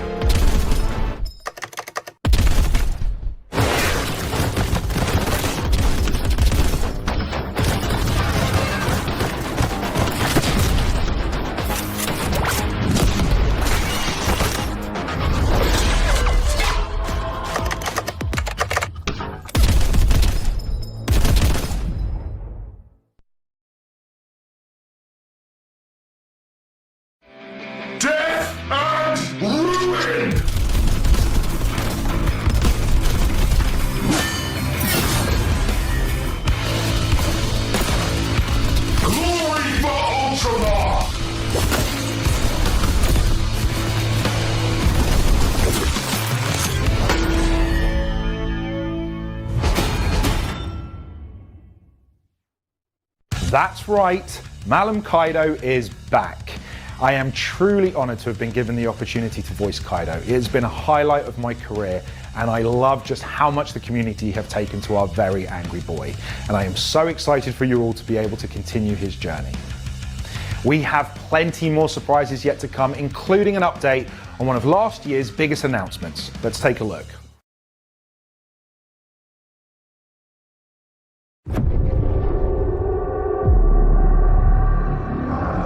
Report. What have our scouts found? Devastation.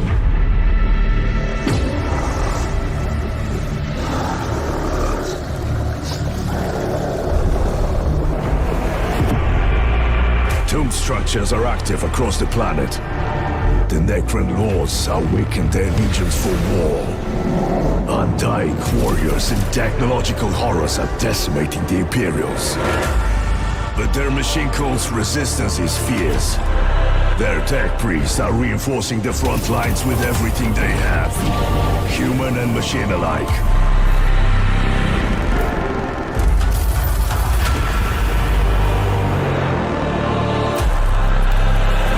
It's a bitter fight to maintain their production capabilities and make the Necrons pay for every inch of ground taken. That ground, though, is now within the Imperial cities. It'll be no easy thing securing our target amidst this destruction. Luck has, need keeps, toil earns. Is the Oathband ready to deploy? Our hearts burn, Lord Greenyear. Where do we strike? Wherever the wisdom of the Votan decides. The ancestors are watching.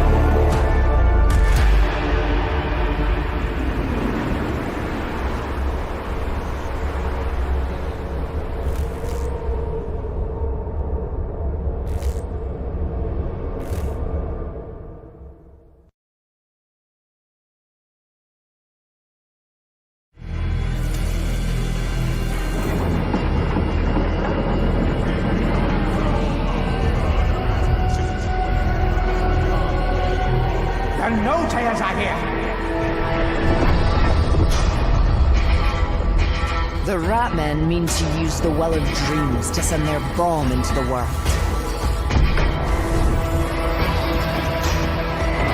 The others do not believe, but belief does not surrender to fact. The Skaven must be stopped, and we shall be the ones to do it.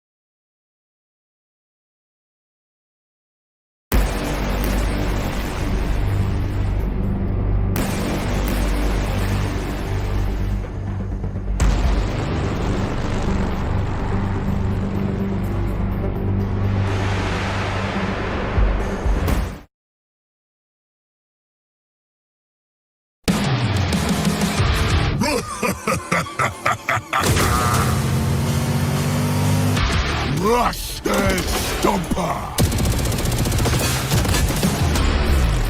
What's the boys?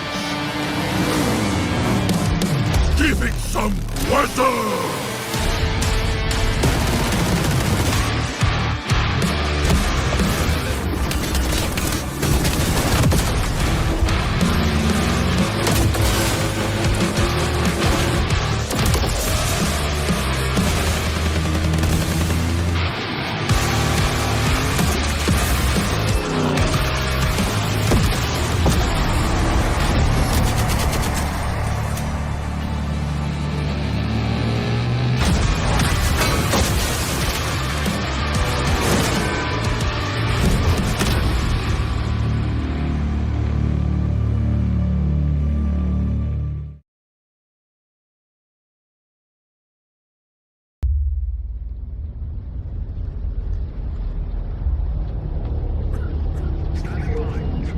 New command.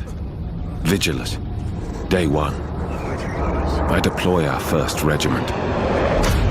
Morale is high, but could always improve. Day 7. We join forces with the Adeptus Astartes.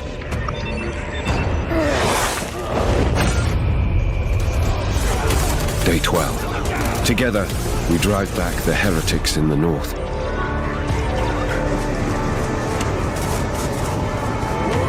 Day 13. The strength of our forces has attracted some unwanted attention. Day 15. I sacrificed 21 regiments in a diversion attack.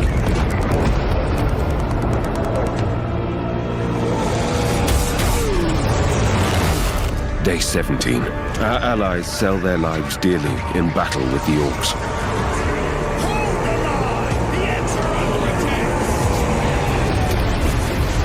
Day 19. Our covert operations cripple the most powerful orc faction, luring their own allies to turn against them. Day 30. Across Vigilus, our armies drive the enemy back. For the first time, men whispered of hope, even of victory. But I am certain, this was only the beginning.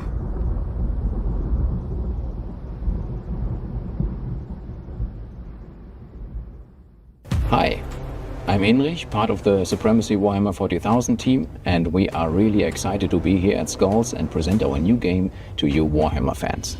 Our goal is to create a free-to-play grand strategy experience that is really deep and complex for mobile, and it will also be downloadable on our website for PC. It's not about small skirmishes or single battles, it's about seeing your strategy unfolding against other players in the match who are also trying to gain control over Planet Vigilus.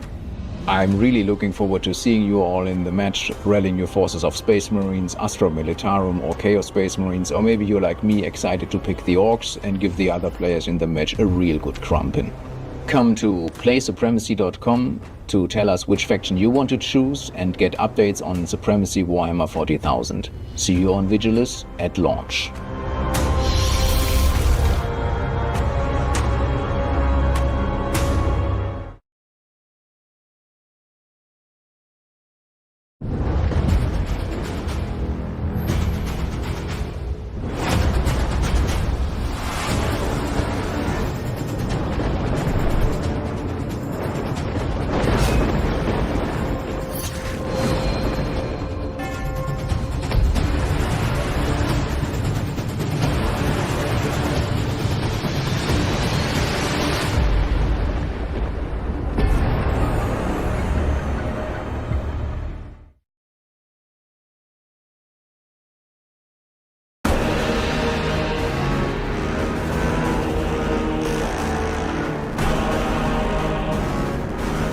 Last December, we released the latest DLC for Battle Sector, the Astra Militarum. The new faction joined the fight with 16 new units and brand new HQ abilities. This March, we sent out a major patch for Battle Sector, featuring some really exciting updates. First, came some new arrivals for the Astra Militarum, the Liman Ras with a battle cannon and Kedian Sergeant. Secondly, there was a significant faction refresh for the Sisters of Battle, with new unit balance and brand new abilities. For this year's Skulls, we wanted to give you some new free units. This time, it's the Sisters of Battle and Orcs that will reap the benefits. The Adepta Sororitas can now count on the Dominions, while the Orcs are gaining the much requested melee version of the Boys. Building upon the foundations of the Planetary Supremacy mode and heading towards new war zones, we're adding a new game mode called Crusade. Today at Skulls, we're releasing just the first version of Crusade. In the future, we're planning on improving and expanding it based on your feedback and suggestions. Crusade will challenge you to take your initial army and go through waves and hordes of enemies. We're also adding a new way to level up your army. Units will gain experience and level up based on how fiercely they're fighting the enemy. There hasn't been new story content from us since our initial release, but that changes today, with the arrival of our new story campaign, Deeds of the Fallen. Welcome to Warzone Chalnath. Within this zone, we find the Theracleo 4, otherwise known as Ashenfell. Once a world of great fire and industry, with boiling volcanoes harnessed to power imperial manufactorums. But with the Great Rift came a great stilling, and the planet is now just a ball of ash and ice. And now, a great orc war has descended to spread fear and destruction across the planet. Into this realm of ash and fury, descends Canoness Celicia of the Order of Our Martyred Lady, accompanied by Sister Hospitaller Dorentia and a mobile strike force of zealous Zephyrim. She has been dispatched by the Ecclesiarchy to assault the Orc flanks and relieve the pressure around the bastion of Fortress Convent Incentia. This campaign is 12 missions long, and also adds 3 new units for the Sisters of Battle for use in both the Deeds of the Fallen campaign and in other game modes. As well as the previously mentioned Zephyrim, we are also bolstering the Sisters' force with the Imagifier. And thirdly, the Sisters will gain access to the Castigator battle tank.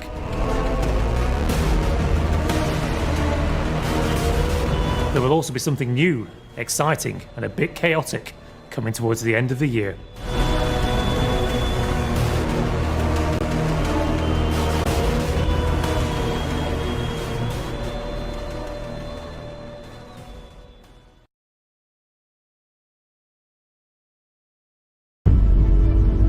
The Imperium of Man has stood for 10,000 years, guarded by the might of the Space Marines and mankind's numberless armies. But they are beset on all sides, and the threat of chaos is ever-present. This is your battle. Choose your side with Warhammer metal posters at displate.com.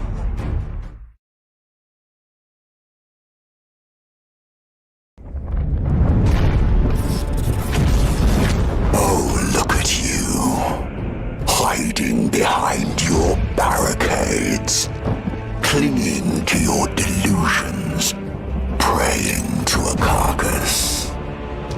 I see your fear. I taste it. Pitiful that you cower before such beautiful ruin.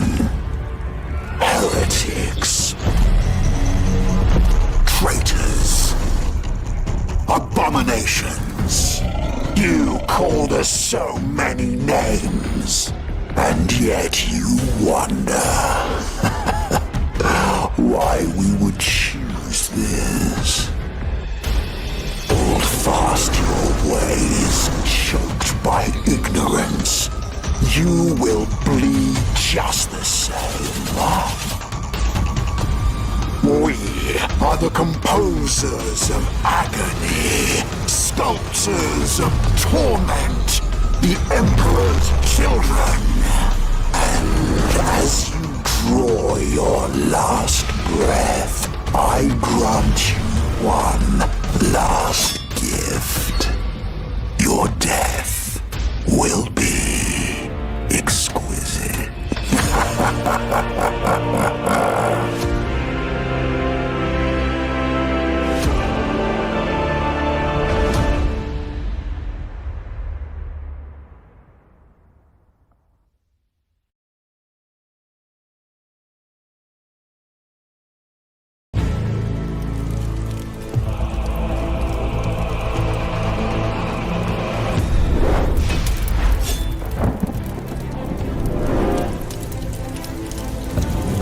Stand now, in the name of Baal and terror. Look on me now, and know your slayer.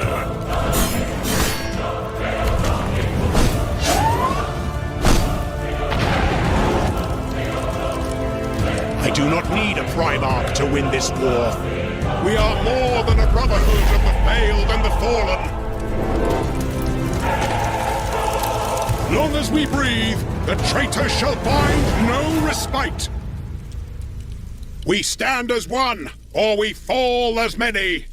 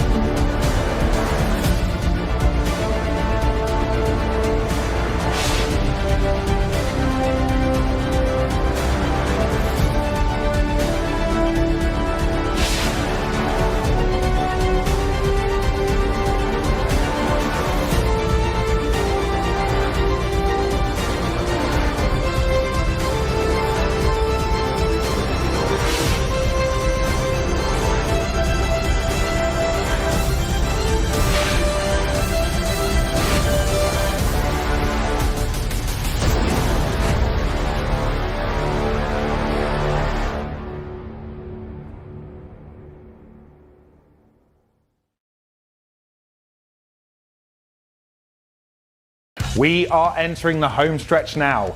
We've saved some of the best for last. Brutal Judgment comes to the Morningstar with a new playable DLC class in Darktide, a brand new play mode lands for Space Marine 2, and a classic Warhammer 40,000 game returns. Check it out.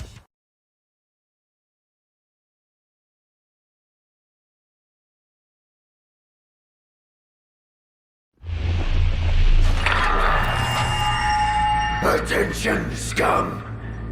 You are in defiance of the Emperor's law. You cannot hide. You cannot escape. We are judgment. Prepare for sentencing.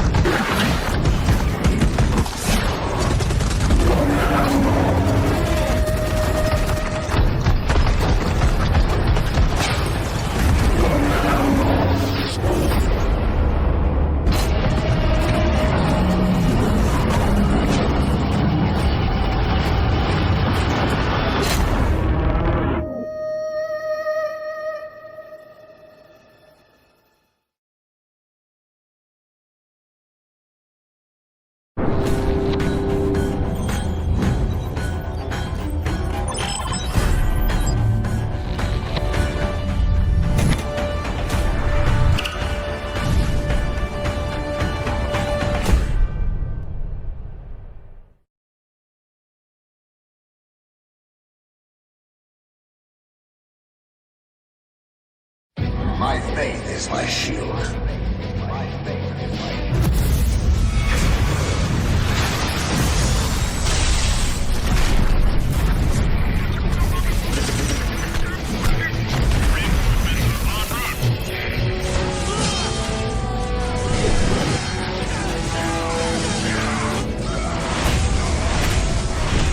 Cleanse, purge, kill! Marines attack!